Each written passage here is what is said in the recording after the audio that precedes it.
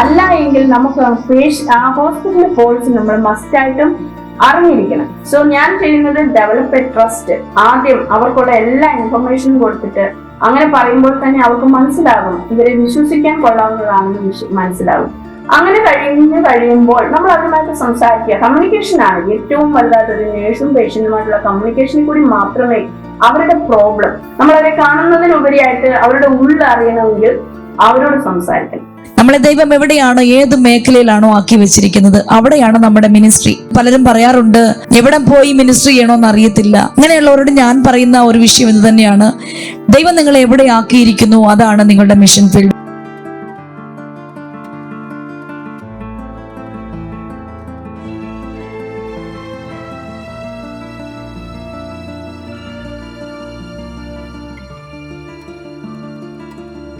Price the lord. Echoes of എക്സ്പീരിയൻസിന്റെ ഈ പുതിയ എപ്പിസോഡിലേക്ക് എല്ലാവരെയും ഹാർദവമായി സ്വാഗതം ചെയ്യുന്നു. ഈ പോഡ്കാസ്റ്റിന്റെ ഉദ്ദേശം എന്ന് പറയുന്നത് അനേകരെ വിജയകരമായി കർത്തൃ ശുശ്രൂഷയ്ക്കായി ഒരുക്കുക എന്നുള്ളതാണ്. ഇന്ന് ഇവിടെ സംസാരിക്കുവാൻ പോകുന്ന വിഷയം ഹോസ്പിറ്റൽ മിനിസ്ട്രിയെ കുറിച്ചാണ്. അത് സംബന്ധമായിട്ട് അനേക വിഷയങ്ങളും അതിന്റെ സംശയങ്ങളൊക്കെ നമുക്ക് പഠിക്കുവാനും മനസ്സിലാക്കുവാനും ഇത് മുഖാന്തരം കഴിയും എന്നുള്ളത് സംശയമാണ്. ഇന്ന് നമ്മോടൊപ്പം ആയിരിക്കുന്നത് കർത്താവിന്റെ വയൽപ്രദേശത്ത് വളരെയധികം അധ്വാനിച്ചു കൊണ്ടിരിക്കുന്ന ദൈവത്തിന്റെ ഒരു ശബ്ദമായി തീർന്നിരിക്കുന്ന കർത്താവിന്റെ ദാസി സിസ്റ്റർ മിനി സജി വർഗീസ് ആണ്. USA സ്ഥിര താമസമെങ്കിലും ഇപ്പോൾ നമ്മോട് സംസാരിക്കുന്നത് കേരളത്തിൽ നിന്നാണ്. ഈ പോഡ്കാസ്റ്റിൽ ലഭിച്ചത് വളരെ സന്തോഷമുണ്ട്. ഈ പോഡ്കാസ്റ്റിലേക്ക് ഹാർദവമായി സ്വാഗതം ചെയ്യുന്നു. Praise the lord. Praise lord sister, praise lord. ഇന്ന് ഈ പോഡ്കാസ്റ്റിലേക്ക് കടന്നു വന്നതുകൊണ്ട് വളരെ സന്തോഷമുണ്ട്. ഞാൻ പരിചയപ്പെടുത്തിയതിനേക്കാൾ ഉപരിയായി ഹോസ്പിറ്റൽ മിനിസ്ട്രിയിലും മറ്റും ദൈവിക ശുശ്രൂഷയിൽ വളരെയധികം പ്രയോജനപ്പെടുന്ന ദൈവദാസിയിൽ നിന്ന് കേൾക്കുവാനാണ് ഞങ്ങൾ വളരെയധികം ആഗ്രഹിക്കുന്നത്. ദൈവദാസി ആദ്യമായിട്ട് പരിചയപ്പെടുത്താമല്ലോ. Price lord. ഞാൻ ആദ്യമേ നമ്മെ വിളിച്ചു വേർതിരിച്ച കർത്താവായ യേശു ക്രിസ്തുവിന്റെ നാമത്തിൽ ഞാൻ എന്നെ തന്നെ താഴ്ത്തി ആ പാദപീഠത്തിൽ സമർപ്പിക്കുന്നു. ഈ എക്കോസ് ഓഫ് എക്സ്പീരിയൻസിൽ വന്ന ആ സ്നേഹത്തെ വർണ്ണിക്കുവാൻ തക്കോണം ദൈവം തന്ന ഈ സമയത്തിനായിട്ട് ഞാൻ കർത്താവിനെ സ്തുതിക്കുന്നു. അതോടൊപ്പം തന്നെ കർത്തൃദാസിയായ പെൻസിൽ സിസ്റ്ററിനെ ഓർത്ത് ഞാൻ കർത്താവിനെ സ്തുതിക്കുന്നു. ദൈവം കൊടുത്തിരിക്കുന്ന ഈ ദർശനത്തിനായിട്ട് ഞാൻ സ്തുതിക്കുകയാണ്. ഒത്തിരി പേർക്ക് ആ വയൽ പ്രദേശത്ത് എങ്ങനെ മുന്നോട്ട് പോകണമെന്ന് അറിയാതെ നിൽക്കുമ്പോൾ ഒരു പ്രത്യേക രീതിയിലുള്ള ഈ ശുശ്രൂഷ അത് കർത്താവിന്റെ ആത്മാവിൽ വീണ്ടും വളരട്ടെ.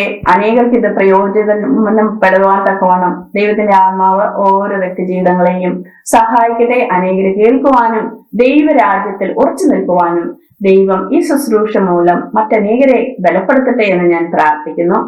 എന്റെ പേര് മിനി സജി വർഗീസ്. ഞാൻ ഇപ്പോൾ കേരളത്തിൽ തിരുവല്ലായിൽ എന്റെ വീട്ടിലാണ് ഇരിക്കുന്നത്. ഞാൻ ഒരു ക്രിസ്തീയ ഭവനത്തിൽ ഓർത്തഡോക്സ് കുടുംബത്തിലാണ് ജനിച്ച് വളർന്നത്. ഞാൻ ജനിച്ചത് ആസാമിലാണ്, എന്നാൽ വളർന്നത് കേരളത്തിൽ തന്നെയാണ്. അങ്ങനെ ഞാൻ എന്റെ നഴ്സിംഗ് പഠന സമയത്താണ് ഈ കർത്താവിനെ ഞാൻ രക്ഷിതാവായിട്ട് സ്വീകരിക്കുവാനും സ്നാനം എടുക്കുവാനും ഒക്കെ ഒരു പ്രത്യേക എൻകൗണ്ടറിൽ കൂടിയാണ് എനിക്ക് അങ്ങനെ ഒരു അനുഭവം ജീവിതത്തിൽ ലഭിക്കുവാൻ ദൈവം തന്ന ആ കൃപയ്ക്കായിട്ട് ഞാൻ കർത്താവിനെ സ്തുതിക്കുന്ന. എന്റെ ഭവനത്തിന് ഞാൻ ആദ്യമായിട്ട് ഒറ്റയ്ക്കാണ് ഈ വിശ്വാസത്തിൽ ഇറങ്ങി വന്നത്. അതാരും പറഞ്ഞു കേട്ടത് കൊണ്ടല്ല, കർത്താവിനെ മുഖാമുഖം ആ ഒരു പ്രത്യേക എൻകൗണ്ടറിൽ കൂടി ദൈവം എന്നെ വിളിച്ചു വേർതിരിച്ച അത് അനുഭവം എനിക്ക് ഹോസ്പിറ്റലിൽ വെച്ചായിരുന്നു എനിക്ക് ലഭിച്ചത്. അതിനെ ഓർത്ത് ഞാൻ കർത്താവിനെ സ്തുതിക്കുന്നു, സ്തോത്രം ചെയ്യുന്നു.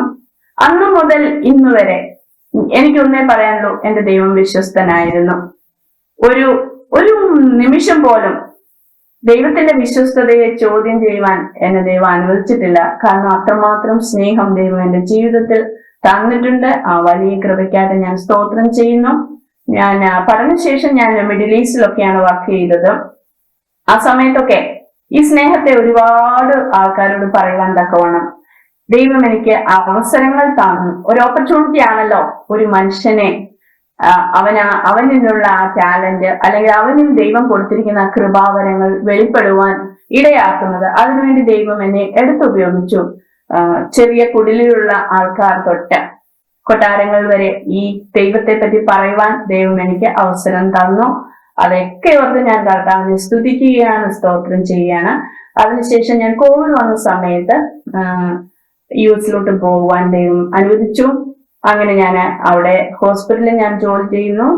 ഞാനവിടെ മേഴ്സി എന്ന് പറയുന്ന ഒരു ഹോസ്പിറ്റലിലെ കാർഡിയോവാസ്കുലർ ഐസിയിലാണ് ജോലി ചെയ്യുന്നത്, പാർട്ട് ടൈം ആയിട്ടാണ്. അതോടൊപ്പം തന്നെ ഞാൻ ഇപ്പോഴും സെന്റ് ലൂയിസ് കമ്മ്യൂണിറ്റി കോളേജിന്റെ 4th ഇയർ നഴ്സിംഗ് സ്റ്റുഡൻസിനെ കാർഡിയാക്കും ന്യൂറോയും പഠിപ്പിക്കുന്ന പ്രൊഫസറാണ് അവിടെ. അതുകൊണ്ട് എനിക്ക് കുഞ്ഞുങ്ങളെയും എനിക്ക് കിട്ടുവാൻ അവരോടും യൗവനക്കാരോട് സുവിശേഷം അറിയിക്കുവാൻ തക്കവണ്ണം ദൈവം തെരഞ്ഞെടുത്തിരിക്കുന്നു. അതിനായിട്ട് ഞാൻ കർത്താവിനെ സ്തുതിക്കുന്നു. ഇതാണ് എന്റെ ഒരു ചെറുതായിട്ട് എന്നെ പറ്റി പറഞ്ഞാല്. പിന്നെ എനിക്ക് എന്റെ ഹസ്ബൻഡ് ഇപ്പോൾ ഫുൾ ടൈം മിനിസ്ട്രിയിലാണ്. എന്റെ ഹസ്ബൻഡ് അവിടെ ജസ്റ്റിസ് സെന്ററിൽ നല്ലൊരു ജോലിയിലായിരുന്നു. എന്നാൽ അത് മിനിസ്ട്രിയിൽ കൊണ്ടുപോകാൻ പറ്റാത്ത ഒരു സാഹചര്യം വന്നപ്പോൾ, ടൈം ഡിഫിക്കൽട്ട് ആയപ്പോഴും പുള്ളി അത് റിസൈൻ ചെയ്തിട്ട് ഇപ്പോൾ ഫുൾ ടൈം മിനിസ്ട്രിയിലാണ് ഇരിക്കുന്നത്. ഇവിടെയും ഛത്തീസ്ഗഡിലും കേരളത്തിലും ഒക്കെ മിനിസ്ട്രി ചെയ്യുന്നുണ്ട്. അതുപോലെ സെന്റ് ലൂയിസിലും ഞങ്ങളുടെ പാസ്റ്റേഴ്സ് ഉൾപ്പെടെ ഒരു ചേർച്ച് ഉണ്ട്, സെന്റ് ലൂയിസ് ഫെലോഷിപ്പ് ചേർച്ച് എന്ന് പറയും. അവിടെ ഞങ്ങൾ ഇപ്പോഴൊരു ഹിന്ദി ഫെലോഷിപ്പ് കൂടി സ്റ്റാർട്ട് ചെയ്തിട്ടുണ്ട്. അങ്ങനെ ദൈവകൃപയാൽ ദൈവത്തിന്റെ വയൽപ്രദേശത്താകുവാൻ ദൈവം കൃപ ചെയ്യുന്നു. മക്കളെ പറ്റി പറഞ്ഞാൽ എനിക്ക് 2 മക്കളാണ്. എന്റെ മൂത്ത മകൻ ജോഷുവ 2023 മാർച്ചില് ദൈവസന്നിധിയിൽ ചേർക്കപ്പെട്ടു. ദൈവം വിളിച്ചു. അതിനു മുമ്പ് എനിക്കത് പറയാനുള്ളത്, ഒരു കുറച്ച് ദിവസങ്ങൾക്ക് മുമ്പ് അവൻ എഴുതി വെച്ചിരുന്ന ഒരു ലെറ്ററാണ്. Rest of my life I want to live for the kingdom of God. അതാണ് ഞങ്ങളെ ആ ഒരു സാഹചര്യത്തിൽ കൂടി കടന്നു പോയപ്പോഴും ഞങ്ങളെ ബലത്തോട് നിർത്തിയത്. എന്റെ കുഞ്ഞിക്കത്ത് സന്നിധിയിലാണല്ലോ ഈ ലെറ്റർ. ആ ലെറ്റർ അവൻ എഴുതി സൈൻ ചെയ്ത് ഡേറ്റും എല്ലാം എഴുതി വെച്ചിട്ടാണ്. അതിനുശേഷം കുറച്ച് ദിവസം കഴിഞ്ഞപ്പോഴാണ് മരിച്ചത്. അത് ഞങ്ങളെ ഒരുപാട് ബലപ്പെടുത്തി. ഹല്ലേലൂയ. കാരണം ഇന്ന് മരിച്ചാൽ നമ്മളെ എപ്പോഴാണെന്ന് അറിയത്തില്ല. ഏതൊരു മനുഷ്യനും ജീവിച്ചാൽ മരിക്കും, ജനിച്ചാൽ മരിക്കും. അപ്പോൾ ഞങ്ങൾക്കൊരു ഉറപ്പുണ്ട്, ഞങ്ങളുടെ കുഞ്ഞ് ദൈവസന്നിധിയിലാണെന്ന്. അതിനാൽ ദൈവം അങ്ങനെയും ഞങ്ങളെ താങ്ങി വലിയ ഡിഫിക്കൽട്ടി കൂടി കടന്നു പോകാൻ ദൈവത്തിന്റെ വലിയ പ്രസൻസ് ഞങ്ങളോടൊപ്പം ഇരുന്നു. 2ാമത്തെ മോൻ ഇപ്പോഴ് യുഎസിലോട്ട് കടന്നു പോകുന്നു. അവനിപ്പോഴ് ദുബായിലാണ്. അവിടെ നിന്ന് യുഎസിലോട്ട് കടന്നു പോകുന്നു. ഞങ്ങൾ കഴിഞ്ഞ ആഴ്ച ഈ അവധിയോടനുബന്ധിച്ച് ദുബായ്, അബുദാബിയൊക്കെ ഞങ്ങളുടെ ഫാമിലി വിസിറ്റ് ചെയ്യാൻ വേണ്ടി ആയിരുന്നു. ഇപ്പോൾ ഞങ്ങൾ 2 പേരും മാത്രമാണ് തിരുവല്ലയിലിരിക്കുന്നത്. ദൈവം അനുവദിച്ചാൽ ഒരാഴ്ച കൂടെ കഴിയുമ്പോൾ ഞാൻ തിരിച്ചു പോകും. സ്തോത്രം. ഇതാണ് എന്നെ പറ്റി ചുരുക്കമായിട്ട് ഞാനൊന്ന് പറയുന്ന സാക്ഷ്യം. താങ്ക് യു സിസ്റ്ററെ. കുടുംബത്തെക്കുറിച്ചൊക്കെ അറിയുവാനും പ്രേക്ഷകർക്ക് അത് കേൾക്കുവാനും ഒക്കെ ദൈവം സഹായിച്ചല്ലോ. Price the Lord. സിസ്റ്ററെ, നമ്മൾ ഇന്ന് സംസാരിക്കാൻ പോകുന്ന വിഷയം ഹോസ്പിറ്റൽ മിനിസ്ട്രി സംബന്ധമായിട്ടുള്ള വിഷയങ്ങളാണ്. ഈ നാളുകളിൽ സമൂഹത്തിൽ ഒട്ടുമുക്കാലും ഒത്തിരി പേർ അനേകർ സുവിശേഷ മിനിസ്ട്രി, പ്രത്യേകിച്ച് ഹോസ്പിറ്റൽ മിനിസ്ട്രി ചെയ്യാറുണ്ട്. എന്നാൽ പലപ്പോഴും എങ്ങനെ ചെയ്യണം എന്നുള്ള ശരിയായിട്ടൊരു ഗൈഡൻസ് ലഭിക്കാത്തത് കൊണ്ടും മറ്റ് പല കാരണങ്ങൾ കൊണ്ട് എങ്ങനെ മുന്നോട്ട് തുടരണമെന്നറിയാതെ പലരും അത് നിർത്തിയിരിക്കുന്നവരുണ്ട്. അതേസമയം ശരിക്ക് ചെയ്യുവാൻ കഴിയാത്തവരൊക്കെ ഉണ്ട്. അത് പിന്നെയും തുടർന്ന് കർത്താവിന് വേണ്ടി പ്രവർത്തിക്കുവാൻ, ഇനിയും അധികമായിട്ട് ശക്തിയോടെ ഹോസ്പിറ്റൽ മിനിസ്ട്രി ഒക്കെ ചെയ്യുവാൻ സിസ്റ്ററിൽ നിന്ന് ലഭിക്കുന്ന അറിവുകൾ അത് കാരണമായി തീരും എന്ന് ഞാൻ പൂർണ്ണമായിട്ട് വിശ്വസിക്കുകയാണ്. ചില ചോദ്യങ്ങൾ ചോദിക്കുമ്പോൾ ദൈവത്തിന്റെ ദാസിക്ക് വളരെ അനുഭവങ്ങളുണ്ട്. പ്രത്യേകിച്ച് ഞാൻ കേട്ടത് സുവിശേഷ വേലയിൽ ഹോസ്പിറ്റൽ മിനിസ്ട്രിയോടുള്ള ബന്ധത്തിൽ വളരെയധികം ശുഷ്കാന്തിയോട് പ്രവർത്തിക്കുന്നത് കാണുവാനും കേൾക്കുവാനും ഒക്കെ ദൈവം സഹായിച്ചു. പ്രത്യേകിച്ച് തന്റെ അനുഭവം ചിലപ്പോൾ ചില കാര്യങ്ങളൊക്കെ മനസ്സിലാക്കുവാൻ ദൈവം സഹായിച്ചു. ഇത് മറ്റുള്ളവർക്ക് വളരെ അനുഗ്രഹമായി തീരും എന്നുള്ളത് കൊണ്ട് തന്നെയാണ് ഈ പോഡ്കാസ്റ്റിലേക്ക് ക്ഷണിക്കുവാനിടയായി തീർന്നത്. പ്രിയ ദേവദാസിയെ, ചില ചോദ്യങ്ങൾ ചോദിക്കട്ടെ. സിസ്റ്ററിന് എങ്ങനെയാണ് ഈ ഹോസ്പിറ്റൽ മിനിസ്ട്രിയാണ് ദൈവം ഏൽപ്പിച്ചിരിക്കുന്നത് എന്ന് മനസ്സിലാക്കുവാൻ കഴിഞ്ഞത്? അതിന് പ്രേരിപ്പിച്ച ഘടകങ്ങൾ എന്തൊക്കെയാണ്? Praise lord. ഞാൻ പറഞ്ഞാൽ എനിക്ക് ആദ്യമായിട്ട് ഒരു ഹോസ്പിറ്റലിൽ അഡ്മിറ്റ് ആയ അവസ്ഥയിലാണ് എന്റെ ജീവിതത്തിലോട്ട് ജീവിക്കുന്ന യേശു കർത്താവ് വന്നത്. അതുവരെ എനിക്കറിയാമായിരുന്നു, ഞാൻ ബൈബിൾ പല പ്രാവശ്യം വായിച്ചിട്ടുണ്ടായിരുന്നു. എന്നാൽ അതിനൊക്കെ അപ്പുറമായിട്ട് നമ്മോട് സംസാരിക്കുന്ന യഥാർത്ഥ ക്രിസ്തുവിനെ ഞാൻ മനസ്സിലാക്കിയത് എന്റെ രോഗത്തിന്റെ അവസ്ഥയിലാണ്. മുഖാമുഖം കാണുവാനും സംസാരിക്കുവാനും ഞാനൊരു രൂപമല്ല കണ്ടത്. ഞാൻ എന്റെ പല സാക്ഷ്യത്തിലും പറഞ്ഞിട്ടുണ്ട്. കർത്താവിന്റെ ആ ഒരു വെളിച്ചം എന്റെ ജീവിതത്തിലോട്ട് കടന്നു വന്ന്, നീ ഇതുവരെ എന്താണ് നിന്റെ മുഖം എനിക്ക് മറച്ചു വെച്ചത് എന്ന് എന്നോട് ചോദിക്കുന്നത് എന്റെ ദയനീയമായ ഒരു അവസ്ഥയിലാണ്. അന്നേരം എനിക്ക് എന്നെ ആർക്കും സഹായിക്കാൻ പറ്റാത്ത അവസ്ഥയിൽ ആ വെളിച്ചം എന്റെ അടുത്ത് വരികയും എന്നോട് സംസാരിക്കുകയും ചെയ്തു. അങ്ങനെ ഞാൻ ആ വെളിച്ചത്തിൽ വിശ്വസിച്ചു. ഞാൻ അറിഞ്ഞോ അറിയാതെയോ ഞാൻ കർത്താവേ എന്ന് ഞാൻ വിളിച്ചു. അതെനിക്ക് ഭയങ്കരമായിട്ട് എനിക്കത് ആ രോഗത്തിൽ നിന്ന് പെട്ടെന്ന് തന്നെ ഡെലിവറൻസ് ആവാൻ തക്കവണ്ണം സഹായിച്ചു. അതാണ് ഒന്നാമത്തെ ഒരു റീസൺ. അതിനപ്പുറമായിട്ട് ഞാൻ പറയുകയാണെങ്കിൽ, ഞാൻ ഇങ്ങനെ ഒരു അനുഭവത്തിൽ വരുന്നതിന് മുമ്പ് ഞാനൊരു ഹോസ്പിറ്റലിൽ, ഞാനൊരു നേഴ്സാണല്ലോ. അപ്പൊ ഞാൻ എന്റെ സ്റ്റുഡന്റ് പീരീഡില് ഒരു രോഗിയെ ഇങ്ങനെ നമുക്കപ്പോ കുറച്ച് അസൈൻമെന്റ്സ് ഒക്കെ കാണത്തുള്ളൂ. ആ സമയത്ത് ഒരു ക്യാൻസർ പേഷ്യന്റിനെ ഞാൻ നോക്കിക്കൊണ്ടിരിക്കുന്ന സമയത്ത് ഞാൻ ഡ്യൂട്ടി കഴിഞ്ഞിട്ട് പോകാൻ സമയമായപ്പോൾ ആ രോഗി എന്നോട് പറഞ്ഞു, സിസ്റ്റർ നീ ഒന്ന് പ്രാർത്ഥിക്കണം. അപ്പൊ ആ സമയത്ത് എനിക്ക് ഒന്നും പ്രാർത്ഥിക്കാൻ അറിയത്തില്ല.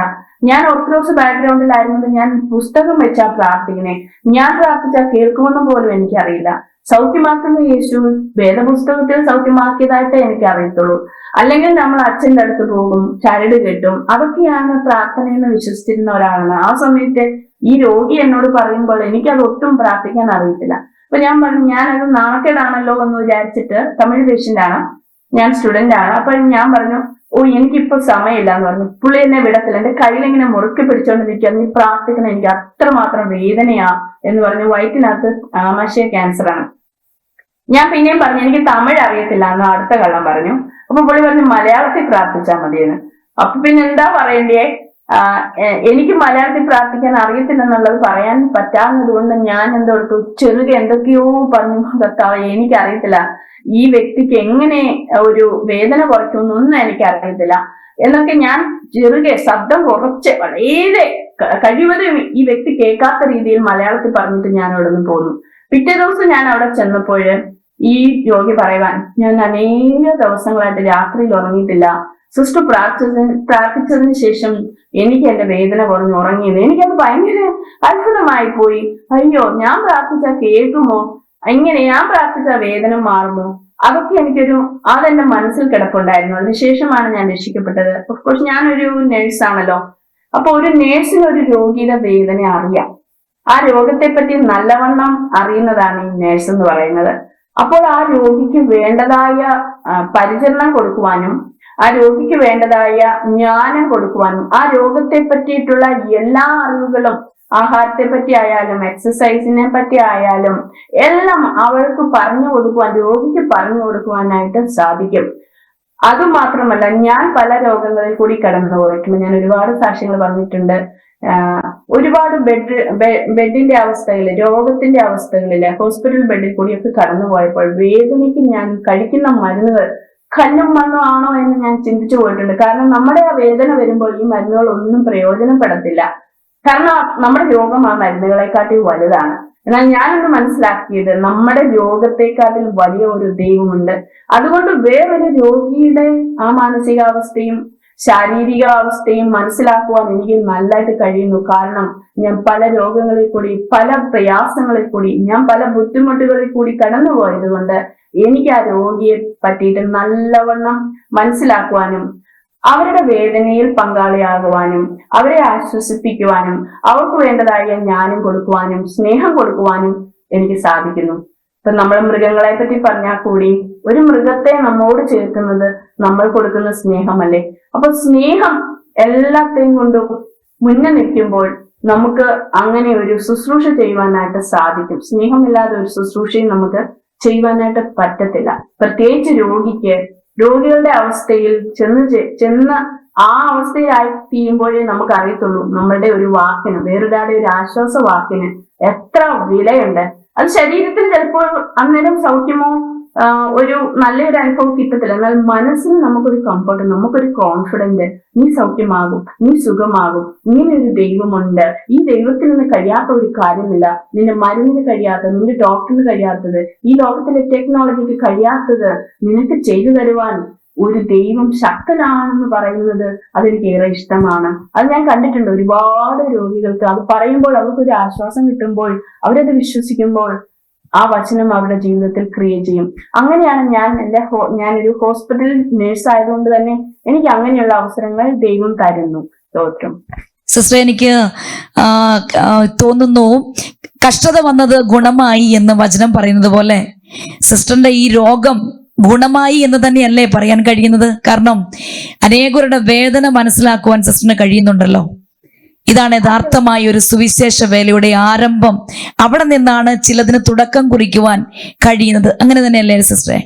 അതെ അതെ, നമുക്ക് ഒരു കാര്യം വന്നു കഴിയുമ്പോഴേ നമുക്ക് അറിയത്തുള്ളൂ അത് എത്രമാത്രം നമ്മൾ അതിൽ കൂടി കടന്നുപോയെന്ന്. രോഗിക്കല്ലാതെ സൗഖ്യമുള്ളവർക്ക് വൈദ്യനെ കൊണ്ട് ആവശ്യമില്ല. ലൂക്കോസിന്റെ സുവിശേഷം 5-ാം അധ്യായത്തിൽ പറയുന്നുണ്ടല്ലോ, രോഗിയാകുമ്പോഴാണ് ഡോക്ടറുടെ ആവശ്യം. അല്ലെങ്കിൽ ഡോക്ടർ എവിടെയെങ്കിലും ഒക്കെ പോകും. നമ്മൾ ഡോക്ടറെ അടുത്ത് പോകാറുണ്ടോ? അപ്പോൾ നമ്മളുടെ ആ രോഗിയും ഡോക്ടറും കൂടിയുള്ള ആ കോൺവെർസേഷന്, ആ ട്രീറ്റ്മെന്റ് പ്ലാനുകള് അതെല്ലാം ഫെയിൽ ആകുന്ന ഒരവസ്ഥയില് എത്രയോ പേരുണ്ട് സിസ്റ്ററെ. ഈ ലോകത്ത് എത്ര വലിയ ടെക്നോളജി ഇന്നുണ്ടെന്ന് പറഞ്ഞാലും ദൈവവചനം പോലെ ഒരു ടെക്നോളജി, പ്രവർത്തിക്കുന്ന ഒരു ടെക്നോളജി ഞാൻ കണ്ടിട്ടില്ല. പല ഡോക്ടേഴ്സും പറയുന്നത് കേട്ടിട്ടുണ്ട്, ഞങ്ങളാൽ ഇനി കഴിയത്തില്ല, ഇനി ഒന്നും കഴിയത്തില്ല, ഞങ്ങളെ കൊണ്ട് ചെയ്യാവുന്ന എല്ലാം ചെയ്തു, ലാസ്റ്റ് നിങ്ങൾക്ക് പ്രാർത്ഥിക്കാമെന്ന് പറയുന്നത് എത്ര ഡോക്ടേഴ്സിനെ കണ്ടിട്ടുണ്ടോ? വലിയ വലിയ ഡോക്ടേഴ്സിനെ. ഈവൻ അമേരിക്കയിലും ഞാൻ അത് തന്നെയാണ് കണ്ടിട്ടുള്ളത്. ഞാൻ കാർഡിയോവാസ്കുലർ ഐസിയില്ല ജോലി ചെയ്യുന്നത്. ഡോക്ടേഴ്സ് അത് ലീവ് ചെയ്യുന്ന കേസുകൾ ദൈവവചനം സൗഖ്യമാക്കുന്നതിന്റെ കണ്ണിന്റെ കണ്ടിട്ടുണ്ട്. Hallelujah, praise God. അപ്പൊ ഞാൻ അതിൽ കൂടി കടന്നുപോയത് എനിക്ക് ഗുണമായി. കാരണം ഞാൻ അനുഭവിച്ച ആ സൗഖ്യം മറ്റൊരാൾക്ക് പറഞ്ഞു കൊടുക്കുവാൻ തക്കവണ്ണം ദൈവം എന്നെ ഉപയോഗിക്കുന്നു.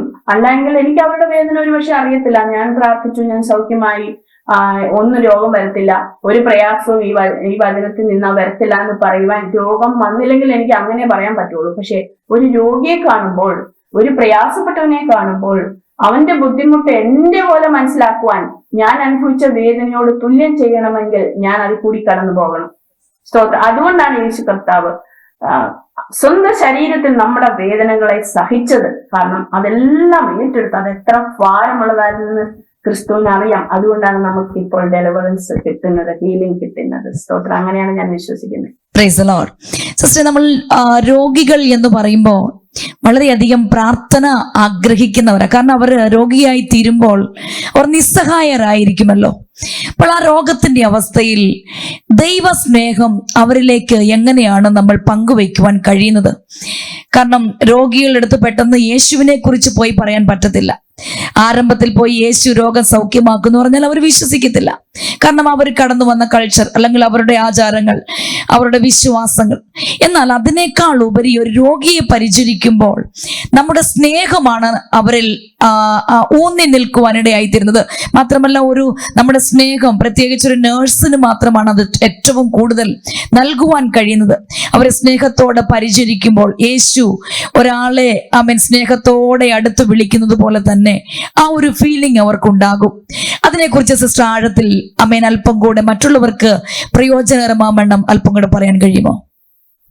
തീർച്ചയായിട്ടും പറയാം സിസ്റ്റർ. കാരണം എന്റെ ജീവിതം മൊത്തം എന്റെ പ്രൊഫഷൻ നഴ്സിംഗ് ആയിരുന്നത് കൊണ്ട് തന്നെ ഞാനൊരു നേഴ്സാന്ന് പറയുന്നതിൽ എനിക്ക് ഏറ്റവും അഭിമാനമുള്ള ഒരു കാര്യമാണ്. കാരണം ഈ നഴ്സിംഗിൽ കൂടിയാണ് അനേകർക്ക് എനിക്ക് ക്രിസ്തുവിനെ പരിചയപ്പെടുത്തി കൊടുക്കുവാൻ സാധിച്ചത്.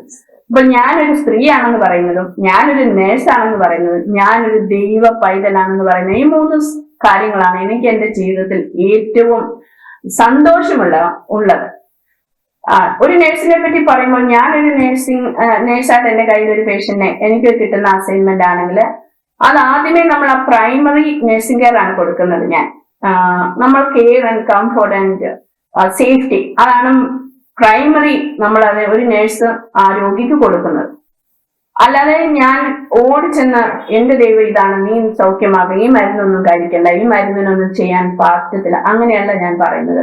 അവർക്ക് വേണ്ടതായ പരിചരണം, ഡോക്ടേഴ്സിന്റെ ഓർഡർ, അല്ലെങ്കിൽ എന്റെ അറിവിലുള്ള ഞാൻ ചെയ്യാനുള്ളത് എല്ലാം ഞാൻ കൃത്യമായിട്ടും ആ ഒരു സേഫ്റ്റി മെയിൻറ്റെയിൻ ചെയ്തുകൊണ്ട് കൊടുക്കും. ആ സെയിം ടൈമിൽ തന്നെ ഞാൻ അവരോട് സംസാരിക്കും. നമ്മളുടെ ഒരു സ്മൈൽ ഉണ്ടല്ലോ, അത് ഭയങ്കരമാണ്. പലരും നമ്മുടെ ആ ജോലിയുടെ ബുദ്ധിമുട്ടില്, കാരണം നമ്മൾ സ്ട്രെസ് ഉണ്ടല്ലോ, പല പേഷ്യനെ കിട്ടും, അവരുടെ കാര്യം എന്താ, അടുത്ത ജോലി ഉണ്ട്, അങ്ങനെ പ്ലാൻ ചെയ്ത് വരുമ്പോൾ തീർച്ചയായിട്ടും നഴ്സിംഗ് ഒരു സ്ട്രെസ്ഫുൾ ഫീൽഡാണ്. പക്ഷെ ഞാൻ ആ സ്ട്രെസ് മുഖത്ത് കാണിക്കത്തില്ല. എന്റെ ഉള്ളിലുണ്ടെങ്കിൽ പോലും ഞാൻ എപ്പോഴും സ്മൈൽ ചെയ്തുകൊണ്ടിരിക്കത്തുള്ളൂ. ഒരു പ്രാവശ്യം എന്റെ ചാപ്ലിൻ എനിക്കൊരു ഇന്റർവ്യൂ ഉണ്ടായിരുന്നു എന്റെ ഹോസ്പിറ്റലിൽ. ആ ചാപ്ലിൻ എന്നോട് എഴുന്നേറ്റ് നിന്ന് ചോദിച്ചത്, ഇവൻ കാർഡിയക് അറസ്റ്റ് വരുന്ന സമയത്ത് പോലും നീ എപ്പോഴും ചിരിച്ചോണ്ടാണ് നിൽക്കുന്നത്, അതിന്റെ രഹസ്യം എന്തുവാണെന്നാണ് എന്നോട് എന്റെ ഹോസ്പിറ്റൽ ഇന്റർവ്യൂവിൽ ചോദിച്ചത്. ഞാൻ പറഞ്ഞത് അത് ദൈവത്തിന്റെ കൃപ, ദൈവത്തിന്റെ ആ ഒരു ദൈവാത്മാവിന്റെ പ്രവർത്തനമാണെന്ന് ഞാൻ പറഞ്ഞു. കാരണം എനിക്കറിയാം എന്നെ കൊണ്ടൊന്നും ചെയ്യാൻ പറ്റില്ല. ഏത് കാർഡിയക് അറസ്റ്റ് വന്നാലും ഏത് മെഷീൻ വന്നാലും എനിക്കൊന്നേ ചെയ്യാൻ പറ്റത്തുള്ളൂ, കർത്താവെ ഇവരെ സൗഖ്യമാക്കണമേ എന്ന് എനിക്ക് പ്രാർത്ഥിക്കാൻ മാത്രമേ പറ്റുള്ളൂ. അത് മാത്രമേ സൗഖ്യമാകത്തുള്ളൂ എന്നും എനിക്കറിയാം.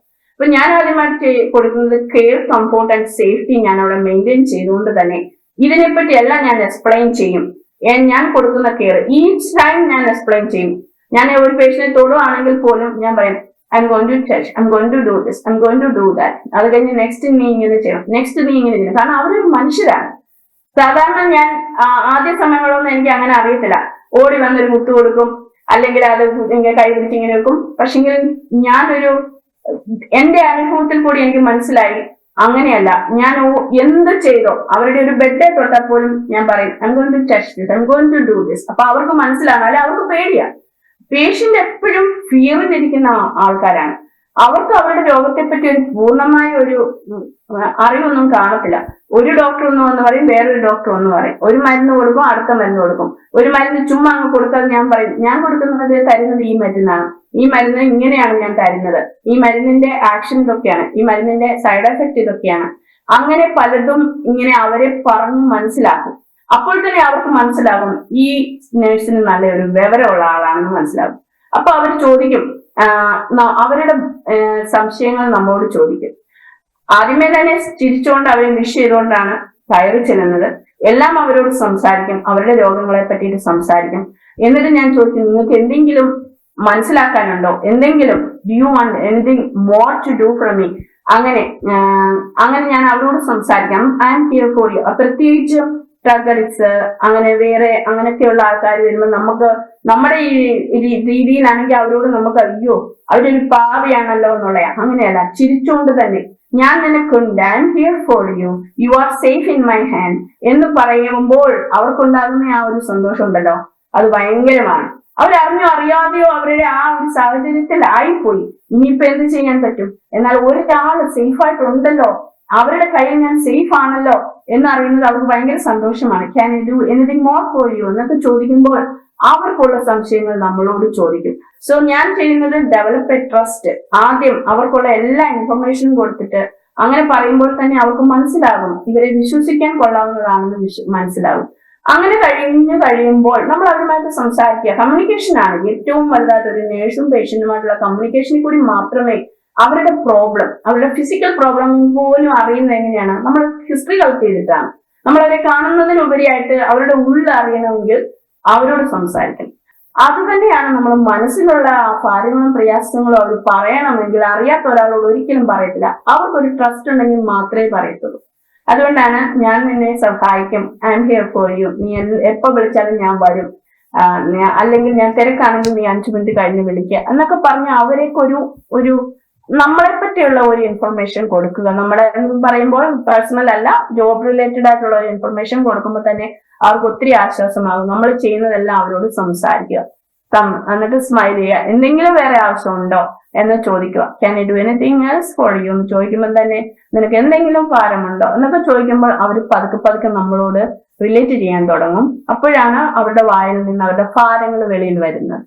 അപ്പോൾ അങ്ങനെ ഭാരങ്ങൾ വെളിയിൽ വന്നു കഴിയുമ്പോൾ നമുക്ക് പറയാം, ഞാൻ ആ സാഹചര്യത്തിൽ കൂടി കടന്നു പോയിട്ടുണ്ടെങ്കിൽ ഞാൻ പറയാം, ഞാൻ ഇന്ന സാഹചര്യത്തിൽ കൂടി കടന്നുപോയി, മരുന്നിന് സഹായിക്കാൻ പറ്റാഞ്ഞത്, ഡോക്ടേഴ്സിന് സഹായിക്കാൻ പറ്റാഞ്ഞത്, ഞാൻ വിശ്വസിക്കുന്ന യേശു എന്നെ സൗഖ്യമാക്കി, നിനക്ക് വേണമെങ്കിൽ ഞാൻ ആ യേശുവിനെ നിനക്ക് പരിചയപ്പെടുത്തി തരാം. അങ്ങനെയാണ് ഞാൻ പലപ്പോഴും പറയുന്നത്. ഞാൻ എല്ലാവരും എന്നോട് ചോദിക്കാറുണ്ട്, മിനി എങ്ങനെയാണ് ഈ സുവിശേഷം പറയുന്നത്, കാണാൻ പഠിച്ചുകൊണ്ട് പോയിട്ട് അങ്ങനെ പറയുന്നത്? അല്ല, അവരുടെ ആ സാഹചര്യം എന്താണ്? വേദനയുള്ള ഒരാളോടാണെങ്കിൽ ഞാനൊന്ന് പ്രാർത്ഥിച്ചോട്ടെ, can I pray for you എന്ന് ചോദിക്കുമ്പോൾ അവർക്ക് വേണ്ടി പ്രാർത്ഥിക്കാം, അല്ലെ പ്രാർത്ഥിക്കണ്ട, അത്രയല്ലേ ഉള്ളൂ.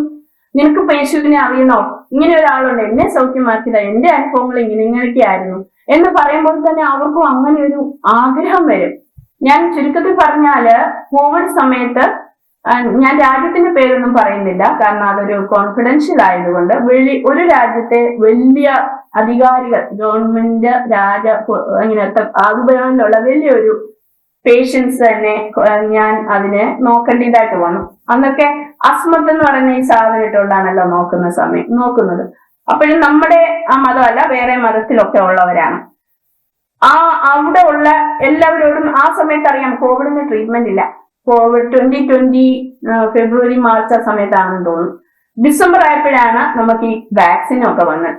അപ്പൊ അന്നൊക്കെ കോവിഡ് വന്ന എല്ലാവരും മരിച്ചു എന്നാണ്. ശവങ്ങളെല്ലാം കെട്ടി എറിഞ്ഞു കളയുന്ന സമയം എന്നാണ് നമ്മൾ ടി വിക്കകത്തൊക്കെ കണ്ടിട്ടുള്ളത്. ആ സമയത്ത് വലിയ ആൾക്കാർ ഇതിനെ നോക്കേണ്ടതായിട്ട് ഒരു സാഹചര്യം എനിക്ക് വന്നു. ഞാൻ ഒരുപാട് കരഞ്ഞു. കാരണം ഈ അസ്മത്തൊക്കെ ഇട്ട് എല്ലാം മൂടിക്കെട്ടി നോക്കുന്നത് ഭയങ്കര ബുദ്ധിമുട്ടുള്ള കാര്യമാണ്. ആ സമയത്ത് ഞാൻ ഓരോ പേഷ്യന്റെ അടുത്തും അവര് കരയും. കാരണം അവർക്കറിയാം മുന്നോട്ട് ഇനി ഒരു ജീവിതമില്ല. ഈ വാർഡിൽ നിന്ന് മരിച്ചോ ജീവിച്ചോ പോകുമെന്ന് ഒരു നിശ്ചയവുമില്ലാത്ത ഒരു സമയത്ത് ഞാൻ കർത്താവിനെ പരിചയപ്പെടുത്തി കൊടുത്തു. നിനക്ക് വേണമെങ്കിൽ ഞാൻ വിശ്വസിക്കുന്ന യേശുവിനെ പരിചയപ്പെടുത്തി തരാം, ആ യേശു നിന്നെ സൗഖ്യമാക്കുമെന്ന് പറഞ്ഞു. ഞാൻ പറയട്ടെ, എന്റെ എല്ലാ പേഷ്യൻസും അവര് എന്റെ യേശുവിനെ കേട്ടു. ഞാൻ അവർക്ക് വേണ്ടി പ്രാർത്ഥിച്ചു. ആരും അവിടെ മരിച്ചു പോയിട്ടില്ല. അതിനുശേഷം എന്റെ ഫോണിൽ പല മെസ്സേജുകൾ വന്നു. Mini, your Jesus is great. എനിക്ക് അതൊന്നും തുറന്ന് വെളിയിൽ പറയാൻ പറ്റത്തില്ല, അതുകൊണ്ടാണ് ഞാൻ പറയാത്തത്. എനിക്ക് കുഴപ്പമില്ല, പക്ഷേ അത് അങ്ങനെ കൂടി കടന്നുപോയവർക്ക് അതൊരു ബുദ്ധിമുട്ടായി തീരുമല്ലോ. എന്നാൽ പലരും ആ കോറിഡോറിൽ കൂടിയൊക്കെ Jesus is great, Jesus heal me എന്ന് പറഞ്ഞുകൊണ്ട് പോയതായിട്ട് ഞാൻ മറ്റുള്ള ആൾക്കാരിൽ നിന്ന് കേൾക്കുവാനായിട്ട് ഇടയായി. അപ്പൊ ഞാൻ മനസ്സിലാക്കിയത്, എന്നെ ആ സാഹചര്യത്തിൽ കൊണ്ട് നിർത്തിയത് അതുകൊണ്ടാണ്.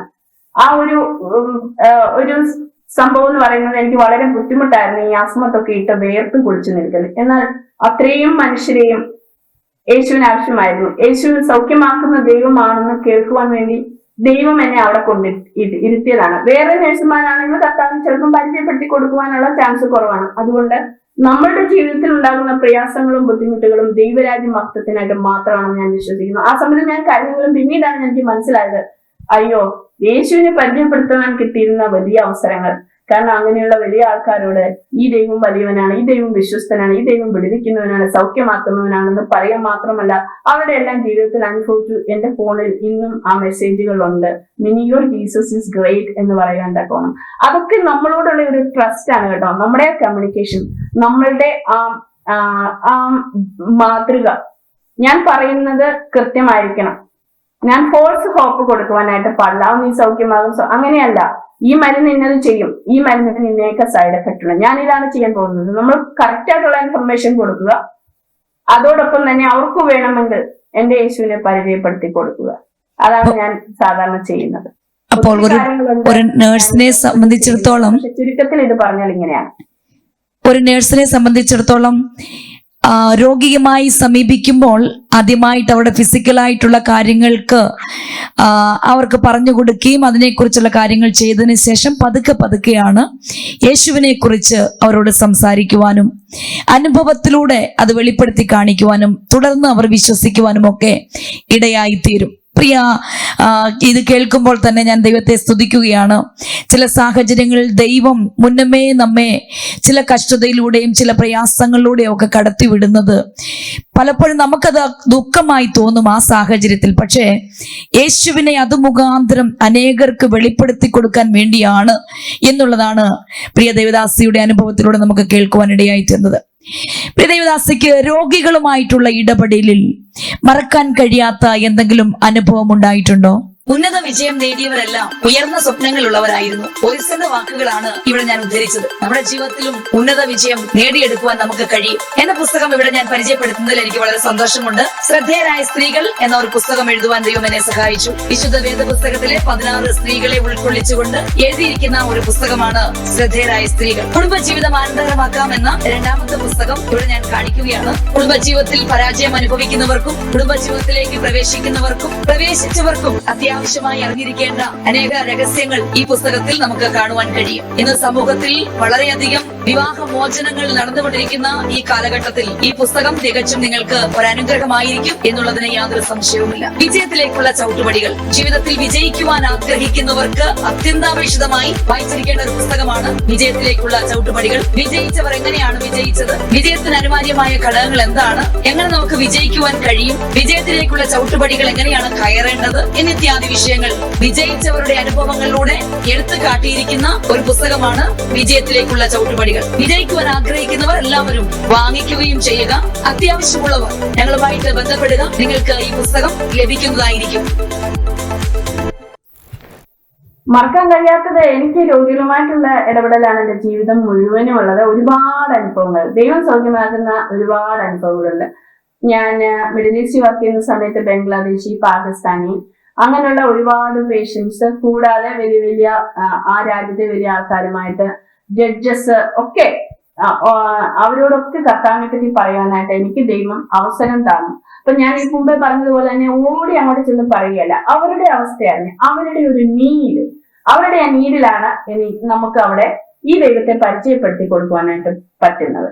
നമ്മൾ പറയുന്നു അവർ വേണമെങ്കിലും സ്വീകരിക്കുക, വേണ്ടെങ്കിൽ സ്വീകരിക്കുന്ന, നമ്മൾ അടിച്ചേൽപ്പിക്കുന്ന കാര്യമല്ലല്ലോ. നാം പരിചയപ്പെടുത്തി കൊടുക്കുക. നിനക്ക് വേണമെങ്കിൽ ഇങ്ങനെ ഒരാളുണ്ട്, പ്രാർത്ഥിക്കാം എന്ന് നാം പറയുകയാണ്. ഞാൻ പ്രത്യേകിച്ച് ഒരുപാട് അനുഭവത്തിൽ ഞാൻ പെട്ടെന്ന് ഇങ്ങനെ ഓർക്കുന്നത്, ഒരു രാജ്യത്തെ ഒരു വലിയൊരു ആളുടെ ഒരു സെക്രട്ടറി ഉണ്ടായിരുന്നു.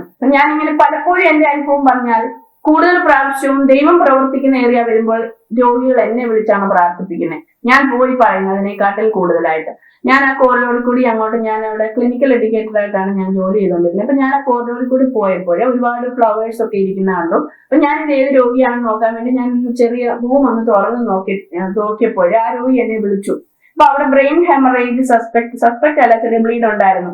അങ്ങനെയുള്ള ഒരു രോഗി എന്നെ വിളിച്ചിട്ട് പറഞ്ഞു, എനിക്ക് ഭയങ്കര വേദനയാണ്, എനിക്ക് മെഡിസിൻ വേണമെന്ന്. അപ്പൊ ഞാൻ ആ നഴ്സിനോട് പറഞ്ഞു, എന്തെങ്കിലും ഒരു മെഡിസിൻ കൊടുക്കാമോ എന്ന് ചോദിച്ചപ്പോൾ ആ നഴ്സ് പറഞ്ഞു, ഇപ്പോൾ മെഡിസിൻ ഇല്ല ചേച്ചി, ഒരു 30 minutes കൂടെ കഴിയുമ്പോഴേ മെഡിസിൻ ഡ്യൂ ആകത്തുള്ളൂ എന്ന് പറഞ്ഞു. ഞാൻ ആ പേഷ്യന്റിനോട് പറഞ്ഞു, ഇപ്പം ഡ്യൂ ആകുമ്പോൾ എന്റെ നഴ്സ് തന്നോളൂ എന്ന് പറഞ്ഞ് പോകാൻ തുടങ്ങിയപ്പം ആ നഴ്സ് ഈ പറഞ്ഞ പോലെ തന്നെ ഞാൻ ആ പേഷ്യന്റ് റൈറ്റ് സൈഡിലാണ് എന്നെ മുറുക്ക് കയറി പിടിച്ചിട്ട് പറഞ്ഞു, ഞാൻ ഈ സാക്ഷ്യം നേരത്തെ എവിടേക്കോ പറഞ്ഞിട്ടുണ്ട്, മുറുക്കെ പിടിച്ചിട്ട് പറഞ്ഞു, അന്ന് നീ ഒന്ന് പ്രാർത്ഥിച്ചാൽ മതി. അപ്പൊ ഞാൻ പറഞ്ഞു, ഞാനൊരു ക്രിസ്ത്യാനിയാ, ഞാൻ നിന്റെ പ്രാർത്ഥന പ്രാർത്ഥിക്കുന്ന ആളല്ല. അന്നേരം പറഞ്ഞു, അത് മതി, അങ്ങനെ പ്രാർത്ഥിച്ചാൽ മതി.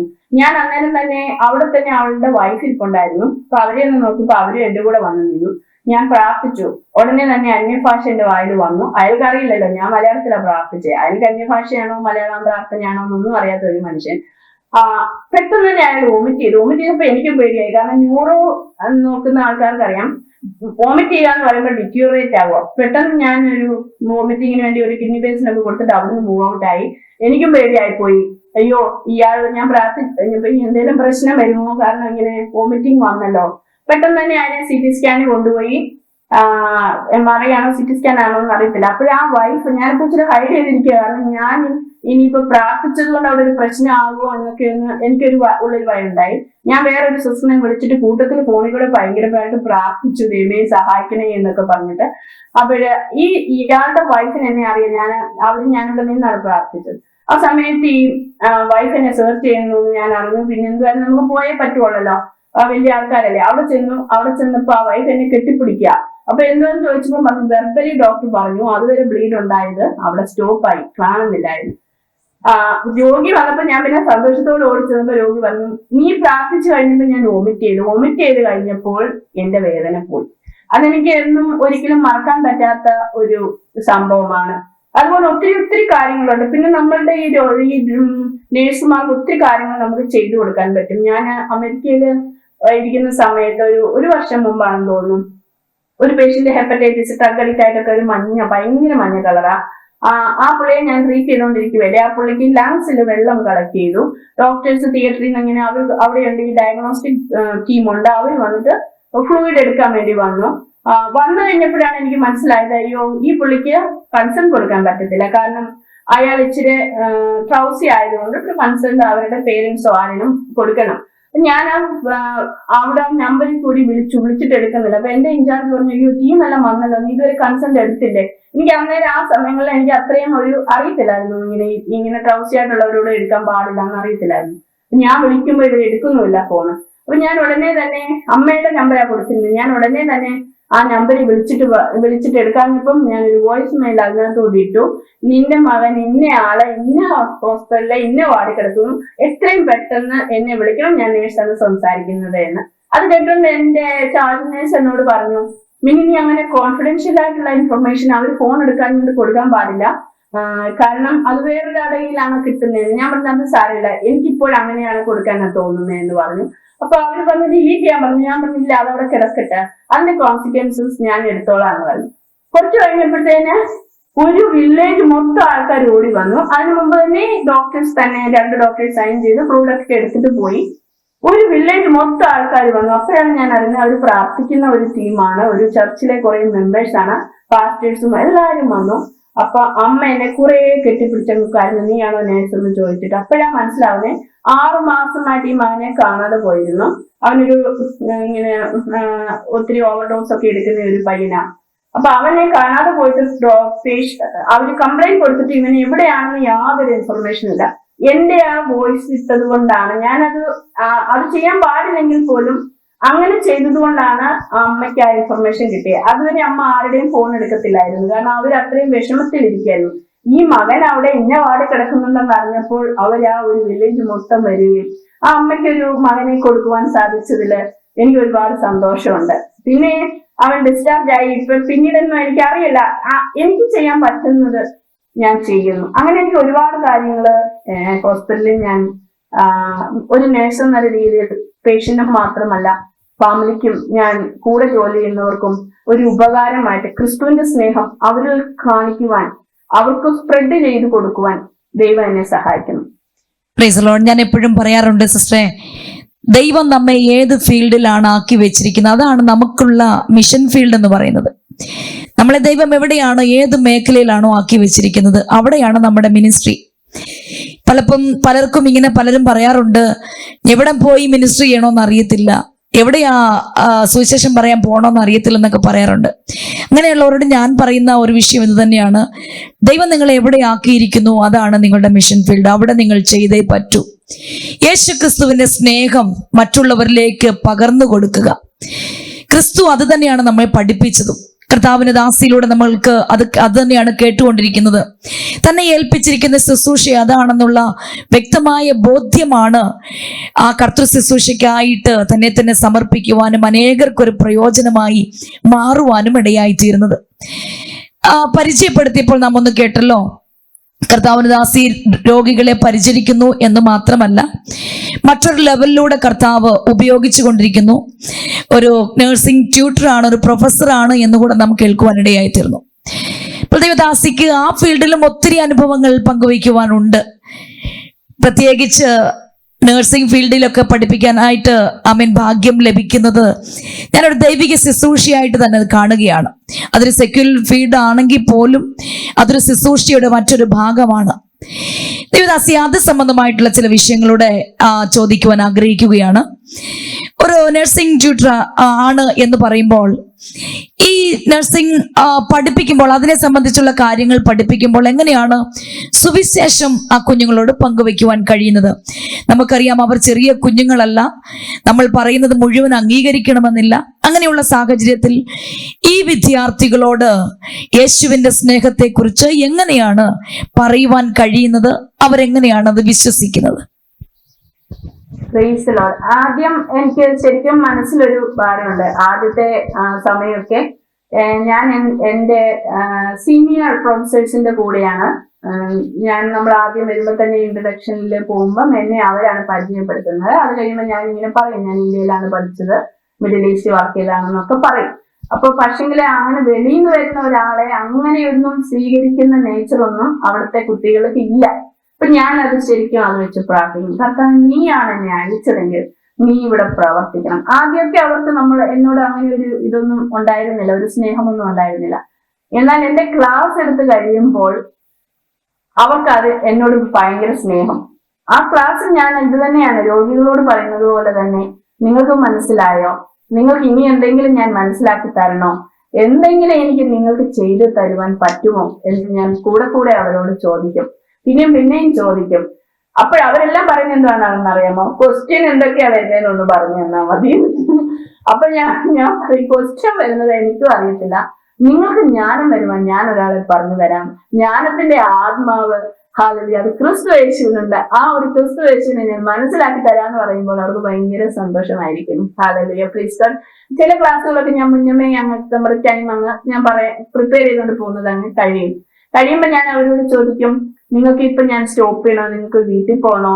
അതോ you want me to take something else എന്ന് ചോദിക്കുമ്പോൾ അവർ പറയും, ഞങ്ങൾ സ്റ്റോപ്പ് ചെയ്യണം, വീട്ടിൽ പോകണമെന്ന് പറയും. ഞാൻ പറയും, അല്ല, എനിക്ക് വേറെ ഒരാളെ പരിചയപ്പെടുത്തി തരാനുണ്ടെന്ന് പറഞ്ഞിട്ട് ഞാൻ നിങ്ങൾ സ്വീകരിക്കണമെന്നൊന്നും പറയില്ല. ഞാൻ കടന്നുപോയ വഴികൾ, ഞാൻ എങ്ങനെയാണ് സ്റ്റുഡന്റ് സമയത്ത് ഞാൻ എങ്ങനെയാണ് പഠിച്ചത്, എന്തൊക്കെയാണ് ഞാൻ പഠിക്കുന്നതിന് മുമ്പ് ഞാൻ പ്രാർത്ഥിക്കുമായിരുന്നു, എന്റെ ജീവിതാനുഭവങ്ങളൊക്കെ ആ ഗ്യാപ്പുകളിൽ ഞാൻ പറഞ്ഞു കൊടുക്കും.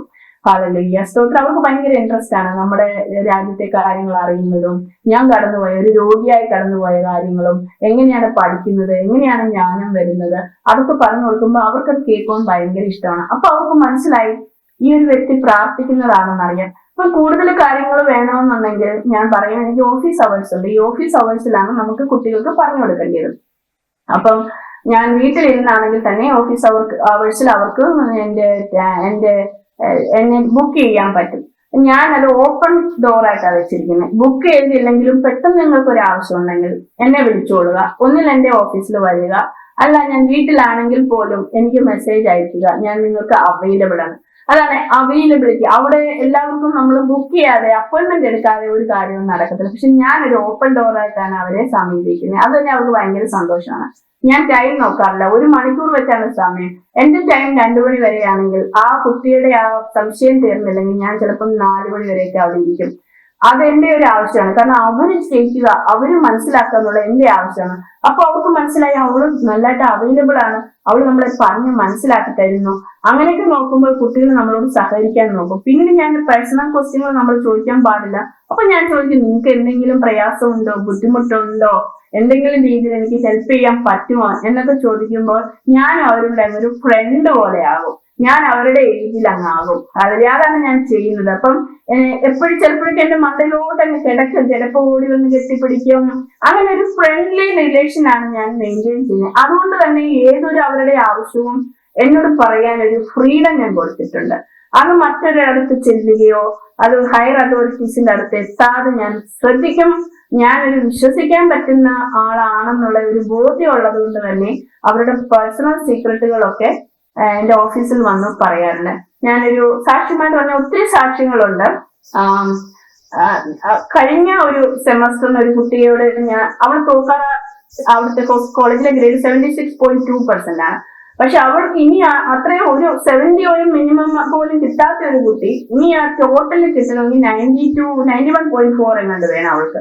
അപ്പൊ ഞാൻ അവളുടെ ഓഫീസിൽ നിന്ന് ഒരുപാട് കരഞ്ഞു. ആ കൊച്ചു അന്നേരം തോറ്റിട്ടുണ്ടെങ്കിൽ അവൾ അതിന് മുമ്പ് ഒരു പ്രാവശ്യം ഏതോ ഒരു സെമ്മിൽ തോറ്റതായതുകൊണ്ട് ഇനി 5 വർഷം കഴിഞ്ഞാലേ എഴുതാൻ പറ്റത്തുള്ളൂ. അവിടെ ഏതാണ്ട് കുറെ പോളിസികളൊക്കെ ഉണ്ട്. അപ്പൊ അത് കണ്ടപ്പോ എനിക്കും സങ്കടമായി. അപ്പൊ ഞാൻ പറഞ്ഞു, എനിക്ക് തോന്നുന്നില്ല എനിക്ക് നിന്നെ ഹെൽപ്പ് ചെയ്യാൻ പറ്റുമെന്ന്. കാരണം ഇത് ഇത്രയും കൂടുതൽ നീ പഠിക്കണം, പിന്നെ എനിക്ക് ഒന്നും ചെയ്യാൻ പറ്റും, എനിക്ക് ഒരാളെ പരിചയപ്പെടുത്തി തരാമെന്ന് പറഞ്ഞു. ഞാൻ എല്ലാവരോടും പറയുന്ന അവൾക്ക് തന്നെ അവളോട് പറഞ്ഞു. എന്നിട്ട് ഞാൻ പറഞ്ഞു അവളോട്, he can make 0 to hero എന്ന് പറഞ്ഞു. അവൾ എനിക്കൊരു കാർഡ് തന്നത് എന്റെ കയ്യിലുണ്ട്. അപ്പൊ അവൾ ജയിച്ചു കഴിഞ്ഞപ്പോൾ അവൾക്ക് വേണ്ട കറക്റ്റ് മാർക്ക് കിട്ടി, അവള് പാസ്സായി. എന്നിട്ട് അവൾ എനിക്കൊരു ലെറ്റർ എഴുതിയതാണ്, നമ്മുടെ 1:1 കോൺവെർസേഷനില് നീ ദൈവത്തെ പറ്റി പറഞ്ഞല്ലോ, 0യെ ഹീറോ ആക്കുന്ന ദൈവം, അതാണ് ഞാൻ ഇപ്പോഴെന്ന് പറയാൻ.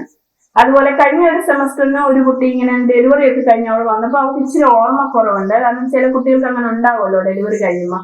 അവളും ഇങ്ങനെ 2-3 പ്രാവശ്യം ഇങ്ങനെ തോറ്റായിട്ട് ഇങ്ങനെ കുറച്ച് ചില ഗ്രേഡുകളിൽ തോറ്റിരുന്നപ്പോൾ അവിടെ എക്സാമിന് അവൾക്ക് പാൽപിറ്റേഷൻ ഉണ്ടായി. അവൾ എഴുന്നേറ്റ് നിന്നിട്ട് പറഞ്ഞു, professor can you please pray for me എന്ന് ചോദിച്ചു. ഞാൻ പ്രോക്ടറിങ് ചെയ്തുകൊണ്ടിരിക്കുന്നത്, ഞാൻ പെട്ടെന്ന് പ്രാർത്ഥിച്ചു. ആ എക്സാമിന് അവൾ 89% കിട്ടി. അപ്പൊ അവളുടെ ടോട്ടൽ അങ്ങ് സ്കോർ ആയി. അപ്പൊ ഞാൻ ലാസ്റ്റ് എക്സാം വന്നപ്പോഴ് അവൾ ഓടി വന്നതിന്റെ അടുത്ത് എന്നിട്ട് എന്നോട് പറഞ്ഞു, professor please pray for me എന്ന് പറഞ്ഞു. ഞാൻ എക്സാം ഹാളിൽ വെച്ച് ഞാൻ പ്രാർത്ഥിച്ചു. അപ്പൊ അവിടെ എല്ലാ കുട്ടികളും എന്നോട് പറഞ്ഞു, നീ ജോർജിയക്ക് മാത്രമേ പ്രാർത്ഥിക്കുന്നുള്ളൂ, യു ഓൾ നീഡ് പ്രേയർ എന്ന് പറഞ്ഞു. അപ്പൊ ഞാൻ പറഞ്ഞു, ആർക്കൊക്കെ പ്രേയർ വേണമെങ്കിൽ you can stand and raise your hand, I am ready to pray for you എന്ന് പറഞ്ഞു.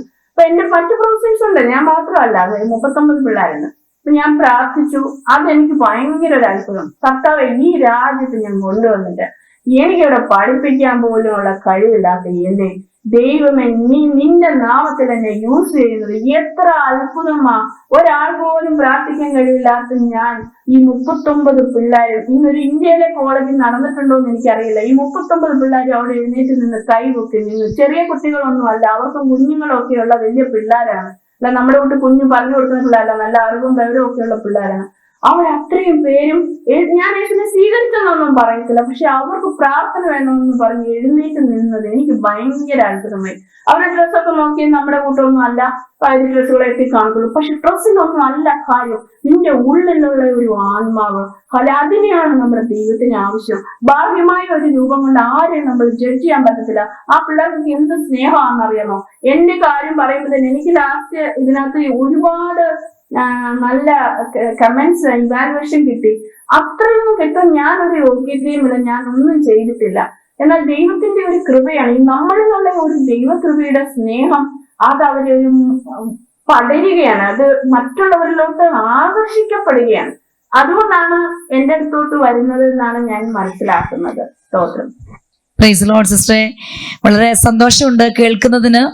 പ്രത്യേകിച്ച് ഇത് വളരെ പ്രയോജനപ്പെടുന്ന ഒരു വിഷയമാണ് എന്നുള്ളത് കൊണ്ട് തന്നെ നമ്മെ ശ്രദ്ധിച്ചുകൊണ്ടിരിക്കുന്ന മാന്യ പ്രേക്ഷകരോട്, പ്രത്യേകിച്ച് നഴ്സിംഗ് ഫീൽഡിലൊക്കെ ജോലി ചെയ്യുന്ന അല്ലെങ്കിൽ ആരോഗ്യ പരിചരണ രംഗത്ത് ജോലി ചെയ്യുന്ന എല്ലാവരും പ്രത്യേകിച്ച് പാലിക്കേണ്ട ഒത്തിരി കാര്യങ്ങൾ പ്രിയ സഹോദരി നമുക്ക് പറഞ്ഞു തരുന്നുണ്ട്.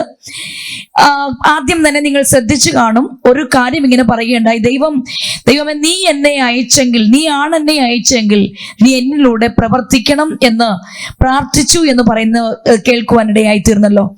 ദൈവം നിങ്ങളെ ആക്കി വയ്ക്കുന്ന മേഖലയിലും ഏത് രംഗമായിരുന്നാലും അവിടെ പ്രാർത്ഥിച്ചുകൊണ്ട് കടന്നു ചെല്ലുക. അത് നേഴ്സ് ആണെങ്കിലും ശരി, മറ്റെല്ലാ ആരോഗ്യ പരിപാലന രംഗത്ത് പ്രവർത്തിക്കുന്നവരായാലും പ്രാർത്ഥിച്ച് കടന്നു ചെല്ലുന്നത്. കാരണം അവിടെയായിരിക്കും ദൈവത്തിന്റെ പ്രവൃത്തി വെളിപ്പെടുത്തുന്നത്. അവിടെയായിരിക്കും ചില ആത്മാക്കൾ യേശുവിനെ അറിയുവാൻ ഇടയായി തീരുന്നത്. അതുകൊണ്ട് പ്രാർത്ഥിച്ച് കടന്നു പോകുക. ആമേൻ. പ്രിയ ദൈവദാസി പ്രാർത്ഥിച്ചതുപോലെ തന്നെ, ദൈവമേ നീയാണ് എന്നെ അയച്ചതെങ്കിൽ എന്നിലൂടെ ചില പ്രവൃത്തികൾ വെളിപ്പെടുത്തണമേ. അത് മുഖാന്തരം ആമേൻ. തിരുവചനം എങ്ങനെയാണ് പഠിപ്പിക്കുന്നത്? ഒരാത്മാവ് എന്ന് പറയുന്നത് ഈ ലോകത്തിനേക്കാൾ വിലയേറിയതാണ്. അങ്ങനെയെങ്കിൽ നിങ്ങൾ പോകുന്ന സ്ഥലത്ത് കാണുന്ന ആത്മാക്കൾ ലോകത്തെക്കാൾ വിലയേറിയവരാണ് എന്നുള്ളൊരു ബോധ്യം നിങ്ങൾക്കുണ്ടാകുന്നു എങ്കിൽ, പ്രത്യേകിച്ച് നമുക്കെല്ലാവർക്കും അങ്ങനെ ഉണ്ടാകുന്നുവെങ്കിൽ, ആത്മാക്കളെ കുറിച്ച് ഒരു ഭാരം നമ്മുടെ ജീവിതത്തിലേക്ക് കടന്നു വരും. അത് മാത്രമല്ല, രണ്ടാമത് പ്രിയ ദൈവദാസി പറഞ്ഞ മറ്റൊരു വിഷയവും ഒരുപക്ഷെ നിങ്ങൾ ശ്രദ്ധിച്ചു കാണുമല്ലോ, മറ്റുള്ളവർക്ക് വേണ്ടി എപ്പോഴും അവൈലബിൾ ആയിരിക്കുക. ആമേൻ. ഇത് തന്നെയാണ് എനിക്ക് ഒന്നുകൂടെ എടുത്തു പറയുവാൻ ആഗ്രഹം തോന്നുന്നത്. ആമേൻ. ദൈവം നിങ്ങളെ ആക്കി വെച്ചിരിക്കുന്ന മേഖലയിൽ എപ്പോഴും അവൈലബിൾ ആയിരിക്കുക. എന്തിനു വേണ്ടി? ദൈവത്തിനു വേണ്ടി, ദൈവത്തിന് ഒരു ആയുധമായി തീരുവാൻ വേണ്ടി. അതുകൊണ്ട് തന്നെയാണ് ദൈവദാസിയെ ദൈവം അവിടെ ഭയങ്കരമായിട്ട് ഉപയോഗിക്കുന്നത്. പ്രിയ ദൈവദാസിയിൽ നമുക്ക് കേൾക്കാം, വീണ്ടും നമുക്ക് കേൾക്കാവുന്നതാണ്. മാത്രമല്ല, അവിടെ ദൈവദാസിയുമായിട്ട് സംസാരിച്ചപ്പോൾ ചില അവാർഡുകളൊക്കെ ലഭിച്ചതിന്റെ പ്രധാന കാരണം ആമേൻ ദൈവം തന്നോട് കൂടെ ഉള്ളത് കൊണ്ടാണ്. അനേക കുഞ്ഞുങ്ങൾ എന്ന് പറയുമ്പോൾ നഴ്സിംഗ് ഫീൽഡിൽ ജോലി ചെയ്യുന്നവരൊക്കെ അല്ലെങ്കിൽ പഠിക്കുന്ന വിദ്യാർത്ഥികളൊക്കെ ആ ദൈവദാസിയെ കുറിച്ച് എഴുതിയിരിക്കുന്ന ചില ലെറ്റേഴ്സൊക്കെ കാണുവാനിടയായി തീർന്നു. ആമേൻ. അതൊരു ദൈവിക സ്നേഹമാണ് എന്ന് നമുക്ക് മനസ്സിലാക്കാൻ കഴിയുമല്ലോ. പ്രിയരെ, നമ്മെക്കുറിച്ച് മറ്റുള്ളവർ സാക്ഷി പറയുന്നത് ഒരു ദൈവിക സ്നേഹം നമ്മിൽ നിന്ന് വെളിപ്പെടുന്നത് മുഖാന്തരമാണ്. ഒന്നുകൂടെ ഞാൻ ഒന്ന് പറയട്ടെ പ്രേക്ഷകരോട്, ദൈവം നിങ്ങളെ ഏതു സ്ഥാനത്താക്കിയിരിക്കുന്നുവോ ആ സ്ഥാനത്ത് ദൈവത്തെ മുന്നിൽ കാണിക്കുക. നിങ്ങളുടെ ജീവിതത്തിലൂടെ യേശു കർത്താവിനെ മറ്റുള്ളവർക്ക് കാണിക്കുക. ഒരുപക്ഷെ നിങ്ങൾ പറയുന്നതായിരിക്കില്ല അവർ വിശ്വസിക്കുന്നത്, നിങ്ങളുടെ പ്രവൃത്തിയായിരിക്കും അവരെ യേശുവിലേക്ക് അടുപ്പിക്കുന്നതിന് കാരണമായി തീരുന്നത്. പ്രിയ ദൈവദാസിയിൽ നിന്ന് നമുക്ക് തുടർന്ന് കേൾക്കാവുന്നതാണ്. ദേവദാസിയെ മറ്റൊരു വിഷയം കൂടെ, സുവിശേഷ വേല എന്ന് പറയുന്നത് അല്ലെങ്കിൽ സുവിശേഷീകരണം എന്ന് പറയുന്നത്, ഇവാഞ്ചലൈസേഷൻ, വളരെ താല്പര്യമുള്ളൊരു വ്യക്തിയാണ് എന്നാണ് സാക്ഷ്യത്തിലൂടെയൊക്കെ എനിക്ക് കേൾക്കുവാൻ കഴിഞ്ഞത്. തുടർന്ന് നമുക്കിതിനു മുമ്പേ കേട്ട കാര്യങ്ങൾ കേൾക്കുമ്പോൾ അത് നമുക്ക് വ്യക്തമായി മനസ്സിലാക്കുവാൻ കഴിഞ്ഞു. മറ്റുള്ളവരോട് സുവിശേഷം പറയുവാൻ ഉപയോഗിക്കുന്ന രീതികൾ എന്തൊക്കെയാണ്? കാരണം ഒരു നേഴ്സ് എന്ന ഒരു രീതിയിനേക്കാൾ, അല്ലെങ്കിൽ ഒരു പ്രൊഫസർ എന്ന ഒരു മേഖലയിൽ നിന്ന് സാധാരണക്കാരായ വ്യക്തികൾ ഹോസ്പിറ്റൽ മിനിസ്ട്രി ചെയ്യുന്നവരുണ്ട്. ട്രാക്ട് കൊടുക്കുക, അല്ലെങ്കിൽ രോഗികളെ പോയി അവർക്ക് ഭക്ഷണം കൊണ്ട് കൊടുക്കുക, അല്ലെങ്കിൽ അവർക്ക് വേണ്ടി ഒന്ന് പ്രാർത്ഥിക്കുക, അല്ലെങ്കിൽ അവർക്കൊരു ആശ്വാസ കാര്യങ്ങൾ, ആശ്വാസ വചനങ്ങൾ ഒക്കെ അവർക്ക് പറയുക. ഇങ്ങനെയൊക്കെ ചെയ്യുന്ന ഒത്തിരി പേർ നമ്മുടെ ചുറ്റുപാടിലുണ്ട്. അവർക്കൊരു പ്രചോദനവും അവർക്കൊരു ഉത്സാഹവും കൊടുക്കുന്ന രീതിയിൽ ദൈവദാസി എങ്ങനെയാണ് ഈ സുവിശേഷീകരണം ചെയ്യുന്നത് എന്ന് അല്പം കൂടെ വ്യക്തമായി മറ്റു സാധാരണക്കാരായിട്ടുള്ള ശുശ്രൂഷകർക്ക് പറയുന്നത് നന്നായിരിക്കുമല്ലോ. അതിനെപ്പറ്റി പറഞ്ഞാല്, എന്റെ വേദനകൾ, ഞാൻ അനുഭവിച്ച ബുദ്ധിമുട്ടുകളാണ് മറ്റുള്ളവര് അതിൽ കൂടി കടന്നു പോകുമ്പോൾ അവർക്കും എനിക്ക് വിടുതൽ എന്ന യേശുവിനെ പരിചയപ്പെടുത്തി കൊടുക്കുമ്പോൾ അവർക്കും അതൊരു സഹായമാകുമല്ലോ എന്നുള്ള ഒരു ചിന്തയാണ് എനിക്ക് എപ്പോഴും ഉള്ളത്. എന്റെ കൂടെയുള്ള ഒരു സഹോദരി എന്ന് പറഞ്ഞാൽ കൂടെ ജോലി ചെയ്യുന്ന ഒരു കോവർക്കർക്ക് ഹസ്ബൻഡിന് ഇങ്ങനെ ക്യാൻസർ വന്ന്, അപ്പോഴേ അയാളൊരു ലാസ്റ്റ് സ്റ്റേജിലാണ് ഇരിക്കുന്നത്. ആ സമയത്ത് ഞാൻ അവളോട് സുവിശേഷം പറഞ്ഞു, അവള് പോയി അവളുടെ ഹസ്ബൻഡിനോട് സുവിശേഷം പറഞ്ഞു. അപ്പൊ അതിൽ നിന്നൊക്കെ ഞാൻ എന്റെ വാക്കുകളാണ് എപ്പോഴും ഞാൻ യൂസ് ചെയ്യുന്നത്. ഇടയ്ക്കിടയ്ക്ക് ഞാൻ വിളിക്കും, എങ്ങനെയുണ്ട്, ഓക്കെ ആണോ എന്നൊക്കെ ചോദിക്കും. കാരണം നമുക്കിപ്പോൾ പല ദേവദാസന്മാരെയും എന്നെ ഇൻക്ലൂഡിംഗ് ആണ് പറയുന്നത്, നമുക്ക് സമയമില്ല. നമുക്ക് അവരുടെ ഒരു വേദനയിൽ എത്തപ്പെടാനോ ഒരു ആശ്വാസ വാക്ക് പറയുവാനോ നമുക്ക് കമ്മ്യൂണിക്കേഷൻ, അവർ വിഷമിച്ചിരിക്കുമ്പോൾ ഒരു വാക്ക് പറയുക എന്ന് പറയുന്നത് ഭയങ്കര വ്യത്യാസമാണ്. ദൈവം നിന്നെ സഹായിക്കും, ദൈവം നിന്നോട് കൂടെയുണ്ട്, ദാറ്റ്സ് ഓക്കെ എന്ന് പറയുന്നത് ഭയങ്കരമായിട്ട് നമുക്കൊരു ആശ്വാസം തരുന്ന ഒരു കാര്യമാണ്. ഒരു വചനം അയച്ചു കൊടുക്കുക എന്നൊക്കെ പറയുന്നത് ഭയങ്കര ഒരു സപ്പോർട്ട് തരും. എപ്പോഴും സപ്പോർട്ട് തരത്തില്ല, പക്ഷെങ്കിൽ അത് റീച്ച് ചെയ്യേണ്ട ആളിന്റെ അടുത്ത് റീച്ച് ചെയ്യുമ്പോൾ അതൊരു പ്രത്യേക ഒരു അനുഭവമാണ്. അങ്ങനെ എനിക്കും സംഭവിച്ചിട്ടുണ്ട്. അതുകൊണ്ട് ഞാൻ ചെയ്യുന്നത് എപ്പോഴും വാക്കുകളിൽ കൂടി മനുഷ്യരെ സപ്പോർട്ട് ചെയ്യുക എന്നുള്ളതാണ്. പിന്നെ അവരുടെ ഒരു ആവശ്യം എന്ന് പറയുമ്പോൾ ഞാൻ എന്റെ പ്രാർത്ഥനയെക്കാട്ടിൽ കൂടുതൽ ഞാൻ അവരുടെ നീഡിന് ഇമ്പോർട്ടന്റ് കൊടുക്കാറുണ്ട്. ഞാനൊരു ദിവസം പ്രാർത്ഥനയ്ക്ക് ഒരു തേഴ്സ്ഡേ പ്രയറിന് 7:30 പ്രാർത്ഥന തുടങ്ങുന്നത്. ആ സമയത്ത് പൊക്കോണ്ടിരിക്കുമ്പോൾ എന്റെ ഒരു കൊളീഗ് ഇത് ഓപ്പറേഷൻ ആയിട്ട് ഹോസ്പിറ്റലിൽ അഡ്മിറ്റ് ആയി. എന്റെ മാനേജർ എന്നോട് വിളിച്ചിട്ട് പറഞ്ഞു, മിനി ആയോ അവൈലബിൾ, ഇന്നയാളെ, ഞാൻ പേര് പറയുന്നില്ല, ഇന്നയാള് അപ്പൻഡിസെക്ടമിക്ക് കടന്നുപോയി, നീ ഓടി ഒന്ന് ചെന്നാൽ നല്ലതായിരുന്നു. അവരുടെ പേരൻസ് സൗദിയിലാണ്, അവർക്ക് വിസ കിട്ടുന്നില്ല, അവർക്ക് വരാൻ പറ്റുന്നില്ല, നീ ഒന്ന് പോയാൽ നല്ലതായിരുന്നു എന്ന് പറഞ്ഞു. ഞാൻ പ്രാർത്ഥനയ്ക്ക് പൊക്കോണ്ടിരിക്കുകയാണ്. ചെയ്ത് 2 സിഗ്നലിലൂടെ കഴിഞ്ഞാൽ ഞാൻ പ്രാർത്ഥനയ്ക്ക് എത്തും. ഞാൻ തിരിച്ചു വണ്ടി വിട്ടു. എനിക്ക് അവരുടെ വീട് അറിയത്തില്ല. ഹോസ്പിറ്റലിൽ ഞാൻ അവിടെ ചെന്നു. ഹോസ്പിറ്റലിൽ നിന്ന് എനിക്ക് ഒന്ന് വീട്ടിലെങ്ങാണ്ടോ ഞാൻ ഹോസ്പിറ്റലിൽ കൊണ്ടുപോകണം. ഞാൻ അവിടെ ചെന്നു. അവിടെ ചെന്ന കുട്ടി നമ്മുടെ മതമല്ല. അവിടെ പോയിരുന്നു. ഞാൻ സംസാരിച്ചു. ഒത്തിരി സംസാരിച്ചു കഴിഞ്ഞ് അവൾക്ക് ചൂടുവെള്ളം കൊടുത്തു. ഞാൻ ഹോസ്പിറ്റലിൽ ഡോക്ടറോട് സംസാരിച്ചു. അങ്ങനെ അവിടെ കിടന്ന പാത്രങ്ങൾ മൊത്തം ഞാൻ കഴുകി. കാരണം ഈ ബാച്ചിലേഴ്സ് കുട്ടികളല്ലേ, അങ്ങനെയൊക്കെ ഇട്ടേക്കും. ഞാൻ നോക്കിയപ്പോ വെള്ളം എടുക്കാൻ പോയതാണ്. കിച്ചൺ മൊത്തം പാത്രമായിട്ട് കിടക്കുന്നു. ഞാൻ ആ വെള്ളം ചൂടാക്കി കൊടുത്തതിന് ശേഷം ആ പാത്രം മൊത്തം ഞാൻ കഴുകി വെച്ചു. അവൾക്ക് വേണ്ടതെല്ലാം ഞാൻ ചെയ്തു. രാത്രി തിരിച്ചു വന്നപ്പോൾ ഞാൻ 11:30 ആയി.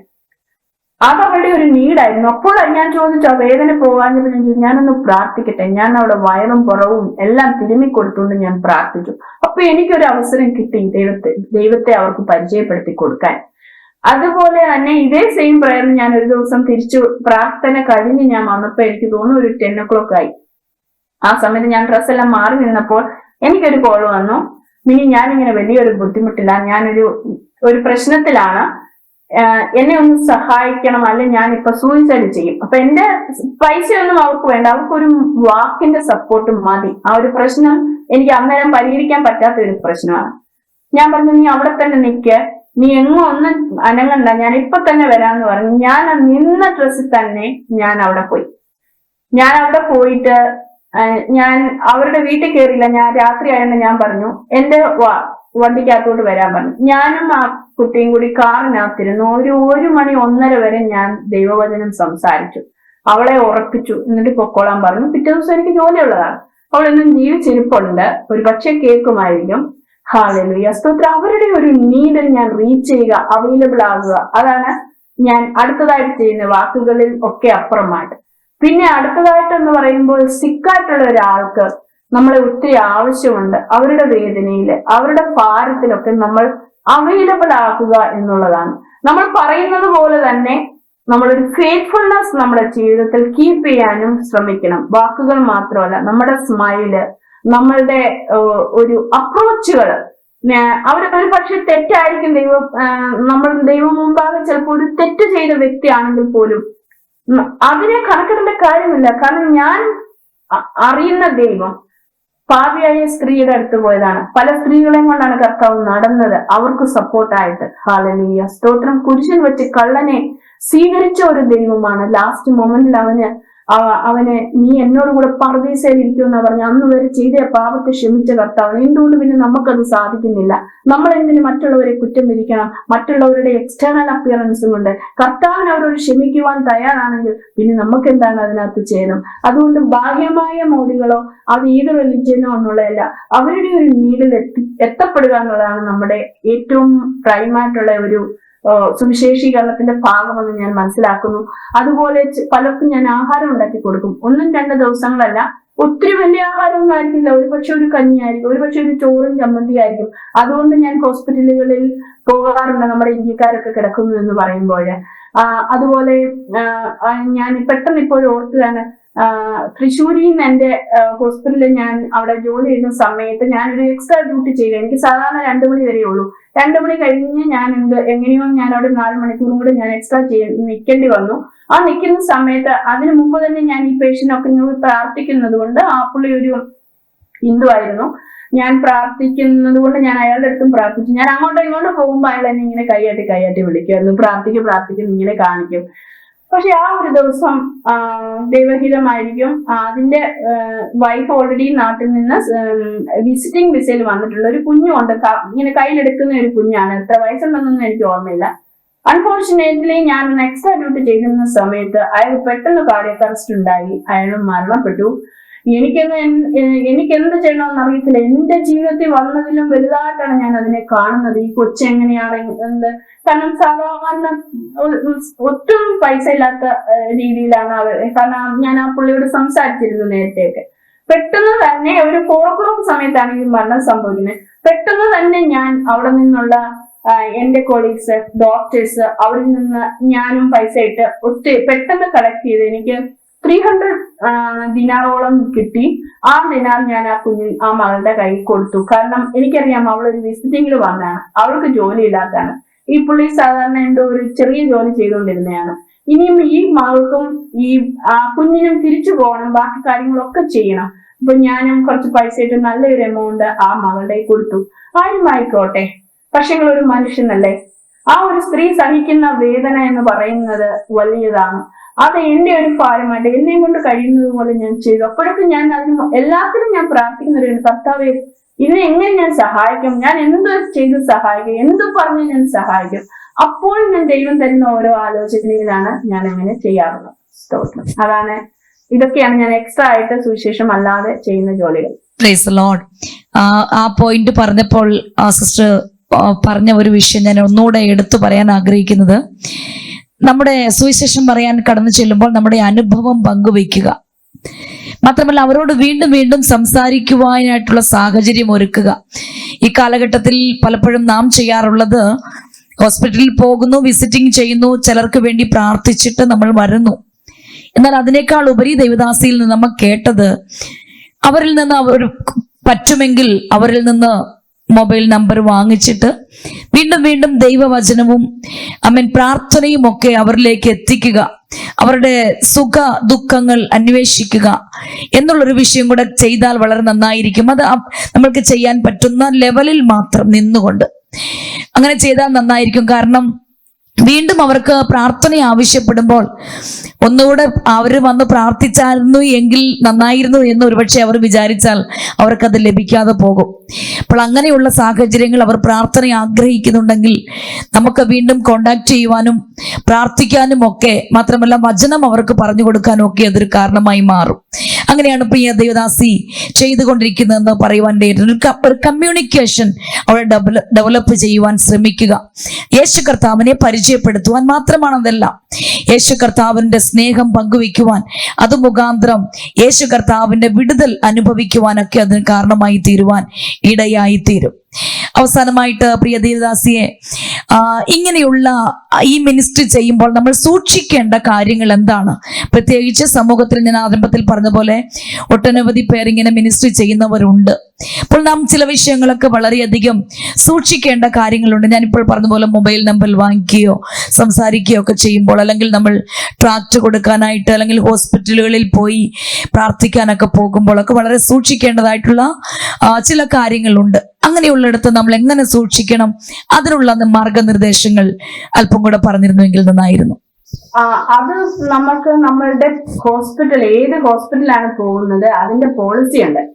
ചില ഹോസ്പിറ്റലിൽ ഇങ്ങനെ നമുക്ക് പറ്റത്തില്ലെങ്കിൽ നമുക്ക് ചെയ്യാൻ പറ്റത്തില്ല. പക്ഷെ എന്നെ സംബന്ധിച്ച് പറയുമ്പോൾ, ഞാനൊരു അവിടെ തന്നെ നേഴ്സാണ്. ഞാൻ ക്വാളിറ്റി ഡിപ്പാർട്ട്മെന്റിലൊക്കെ നിന്ന ഒരു വ്യക്തി ആയതുകൊണ്ട് എനിക്ക് അതിനുള്ള ഒരു ഫ്രീഡം ദൈവകൃപയാൽ കിട്ടിയിരുന്നു. ഞാൻ തിയേറ്ററിൽ പോയി പേഷ്യന്റിന് വേണ്ടി, കത്രി പേഷ്യന്റിന് വേണ്ടിയൊക്കെ പ്രാർത്ഥിച്ചിട്ടുണ്ട്. ഞാൻ കാത്ത് ലാബുകളിൽ പോയി പ്രാർത്ഥിച്ചിട്ടുണ്ട്. കോറിഡോറുകളിൽ നിന്ന് പ്രാർത്ഥിച്ചിട്ടുണ്ട്. ഞാൻ നിൽക്കുന്ന ഹോസ്പിറ്റലിൽ അങ്ങനെ ഒരു ഫ്രീഡം മറ്റുള്ളവർക്ക് കിട്ടാത്ത ഹോസ്പിറ്റലാണ്. എന്നാൽ ദൈവകൃപയാൽ എനിക്കൊരു അവസരം അങ്ങനെ തന്നതുകൊണ്ട് ഞാൻ അങ്ങനെ പ്രാർത്ഥിക്കുവാൻ ദൈവം എന്നെ സഹായിച്ചു. അല്ല എങ്കിൽ നമുക്ക് ആ ഹോസ്പിറ്റലിൽ പോളിസി നമ്മൾ മസ്റ്റായിട്ടും അറിഞ്ഞിരിക്കണം. പിന്നെ നമ്മൾ ഓടി ചെന്നിട്ട് നീ ഇത് ദൈവമാണ്, നിന്റെ ദൈവമല്ല, അങ്ങനെയുള്ള ഒരിക്കലും ഒരു കോൺവെർസേഷൻ പാടില്ല.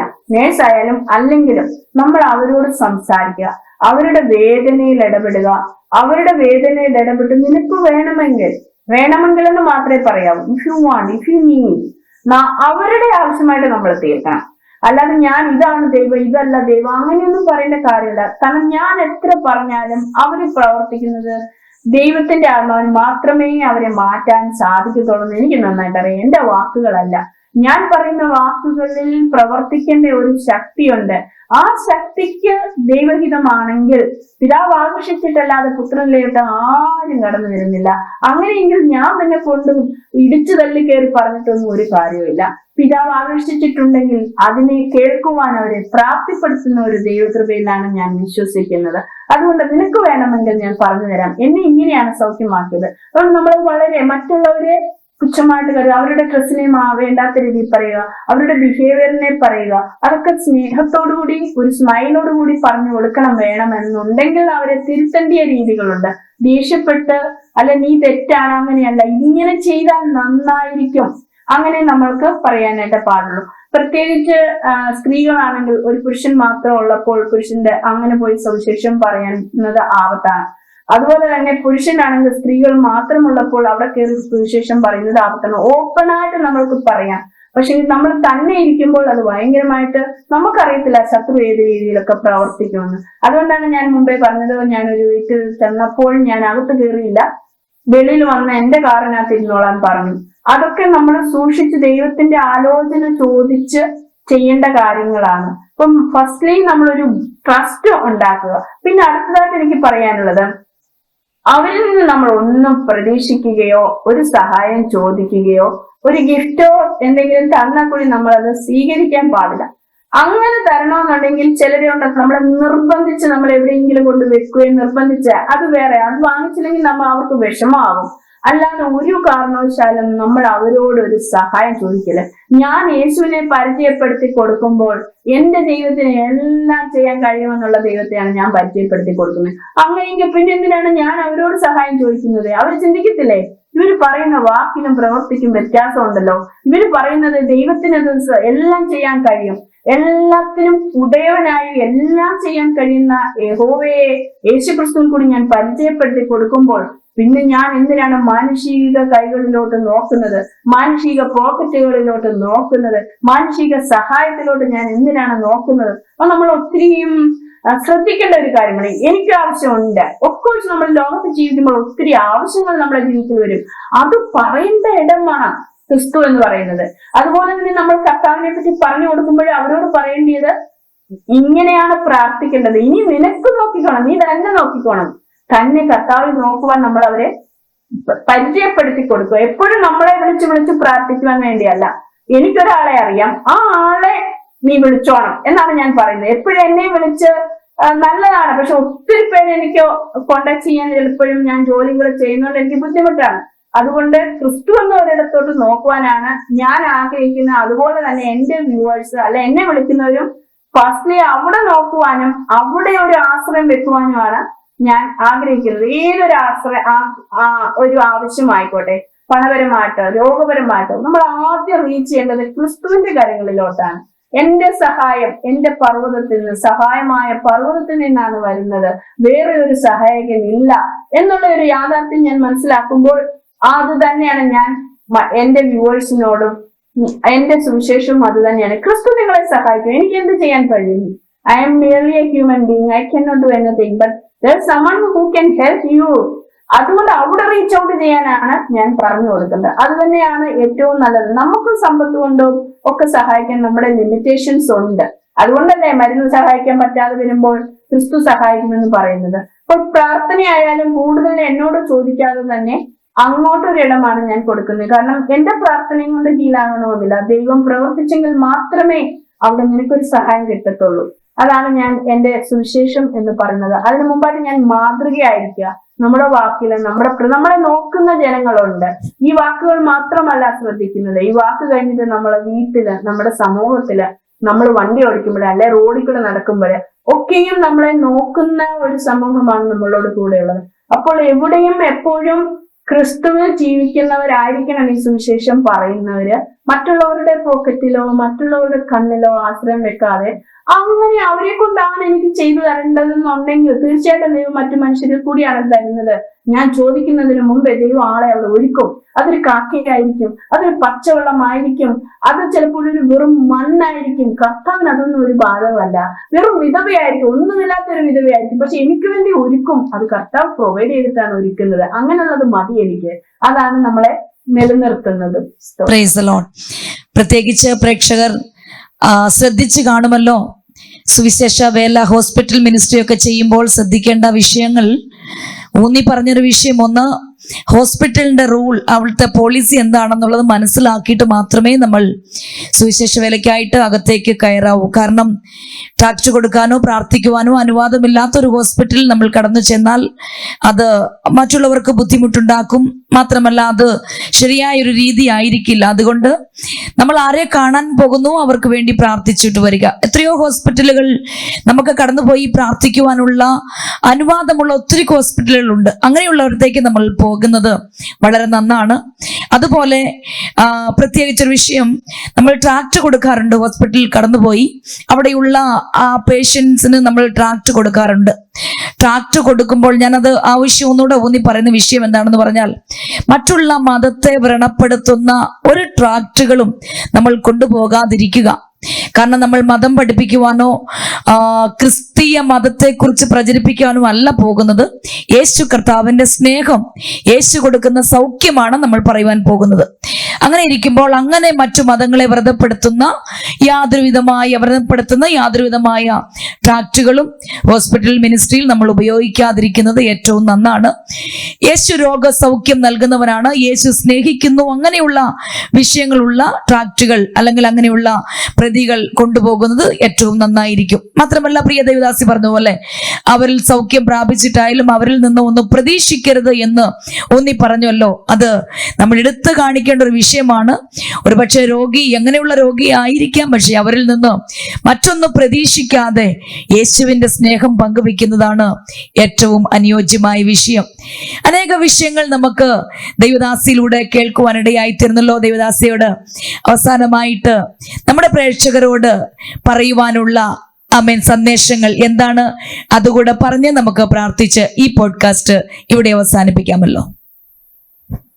Price the Lord. അവസാനമായിട്ട് എനിക്ക് പറയാനുള്ളത്, നമ്മൾ മാതൃകാപരമായിട്ടുള്ള ക്രിസ്തീയ ജീവിതം നയിക്കുമ്പോൾ ക്രിസ്തുവിനെ മാതൃകയായിട്ട് എപ്പോഴും നമ്മൾ പ്രാർത്ഥിച്ചുകൊണ്ട് നമ്മുടെ ഓരോ ശ്വാസത്തിലും പ്രാർത്ഥിക്കുവാനായിട്ട് ശ്രമിക്കണം.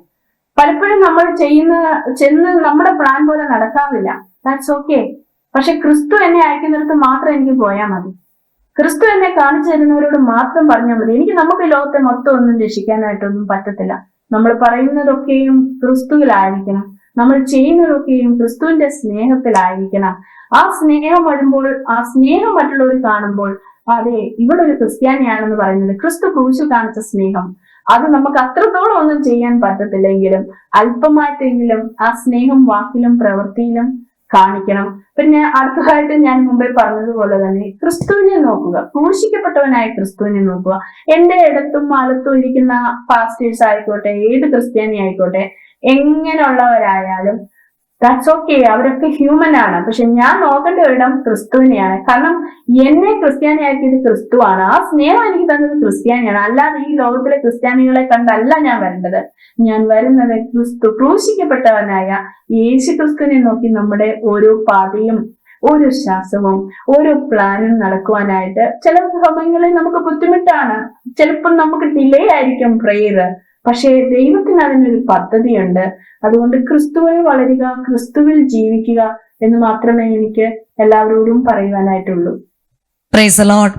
ഇത്രയും സമയം നമ്മുടെ മധ്യത്തിൽ കടന്നു വന്ന് അനുഗ്രഹിക്കപ്പെട്ട ഉപദേശങ്ങളും വിലപ്പെട്ട അനുഭവങ്ങളും അറിവുകളും നമ്മുടെ മധ്യത്തിൽ പങ്കുവെച്ച കർത്താവിന് ദാസിയോടുള്ള വിനീതമായ നന്ദി ഈ തരുണത്തിൽ അറിയിക്കുന്നു. പ്രവർത്തനത്തെ സ്വർഗത്തിലെ ദൈവം വളരെയധികം മാനിക്കട്ടെ.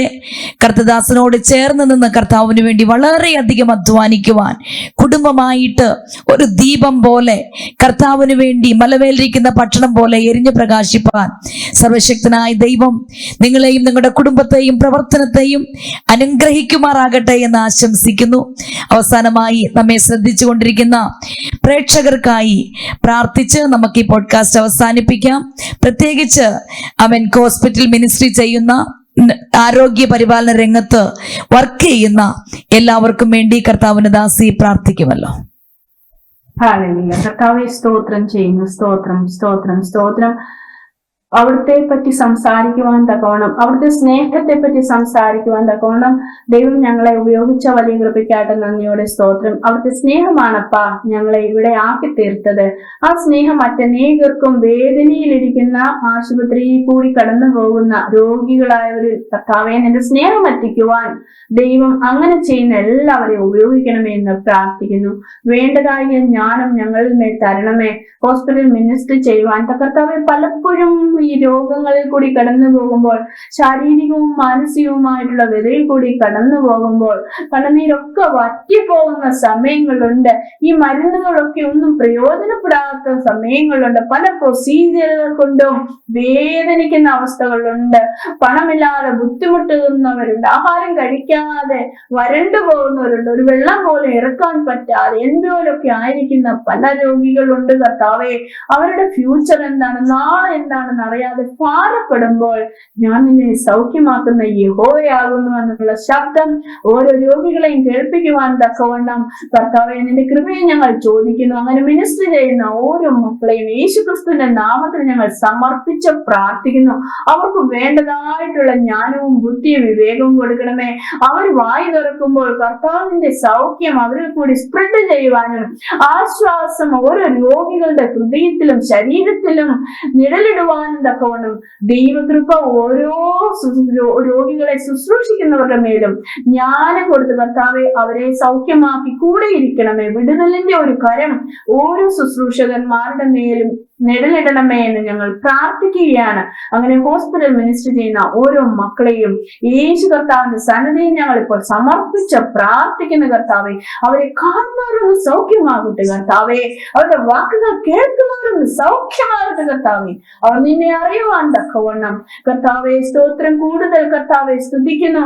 അവരിൽ വചനത്തെ കൊടുത്ത് കർത്താവെ സ്തുതിക്കുന്നു. എല്ലാ ഭാരത്തെയും ക്രിസ്തുവിൽ കൊടുക്കുവാൻ തക്കവണ്ണമുള്ള കർത്താവെ ആ ജ്ഞാനം അവർക്ക് കൊടുക്കണമെന്ന് പ്രാർത്ഥിക്കുന്നു കർത്താവേ. സ്തോത്രം. അങ്ങനെ രോഗികൾ തന്നെ അറിയുവാനും നിന്റെ നാമത്തിൽ അവർ സൗഖ്യം പ്രാപിച്ചു തുള്ളി ചാടിക്കൊണ്ട് പോകുവാനും തക്കവണ്ണം ദൈവമേ അവരോരോരുത്തരെയും ഇടയാക്കണമേ എന്ന് ഞങ്ങൾ പ്രാർത്ഥിക്കുന്ന മിനിസ്റ്റർ ഞാൻ അനുഗ്രഹിച്ച പ്രാർത്ഥിക്കുന്ന കർത്താവ് വിടുതലിന്റെ ഒരു കരം കർത്താവേ ഇപ്പോൾ തന്നെ അങ്ങനെ മിനിസ്റ്റർ ചെയ്യുന്ന എല്ലാ മക്കളിലും നേരിടട്ടെ എന്ന് ഞാൻ പ്രാർത്ഥിക്കുകയാണ് കർത്താവെ. മിനിസ്റ്റർ ചെയ്യുന്ന ബെൻസിനെയും മക്കളെയും പാസിനെ യേശുവിന്റെ കാര്യങ്ങളിൽ തന്നെ പ്രാർത്ഥിക്കുന്ന അവർ ചെയ്യുന്ന വലിയ ശുശ്രൂഷയ്ക്കായിട്ട് സ്തോത്രം ചെയ്യുന്ന കർത്താവെ. സ്തോത്രം ചെയ്യുന്ന എല്ലാ പോഡ്കാസ്റ്റിനെയും എല്ലാ ലൈവ് മിനിസ്ട്രിയെയും കർത്താവെ സ്തുതിക്കുന്നു.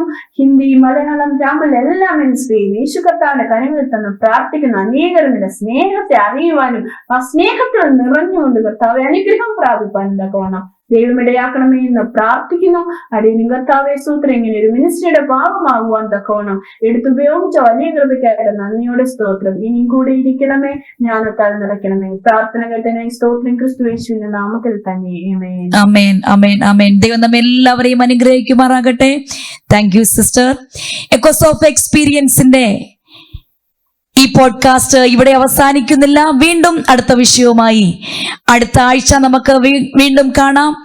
ദൈവം നമ്മെ അതുവരെയും എല്ലാവരെയും അനുഗ്രഹിക്കുമാറാകട്ടെ. ലിവിംഗ് വേ മീഡിയ അവതരിപ്പിക്കുന്ന എക്കോസ് ഓഫ് എക്സ്പീരിയൻസിന്റെ ഈ പോഡ്കാസ്റ്റിലേക്ക് കടന്നു വന്ന് ഞങ്ങളോടൊപ്പം സമയം ചെലവഴിച്ച എല്ലാ പ്രിയപ്പെട്ടവർക്കും ഒരിക്കൽ കൂടെ നന്ദിയും സ്നേഹവും അറിയിക്കുന്നു. God bless you.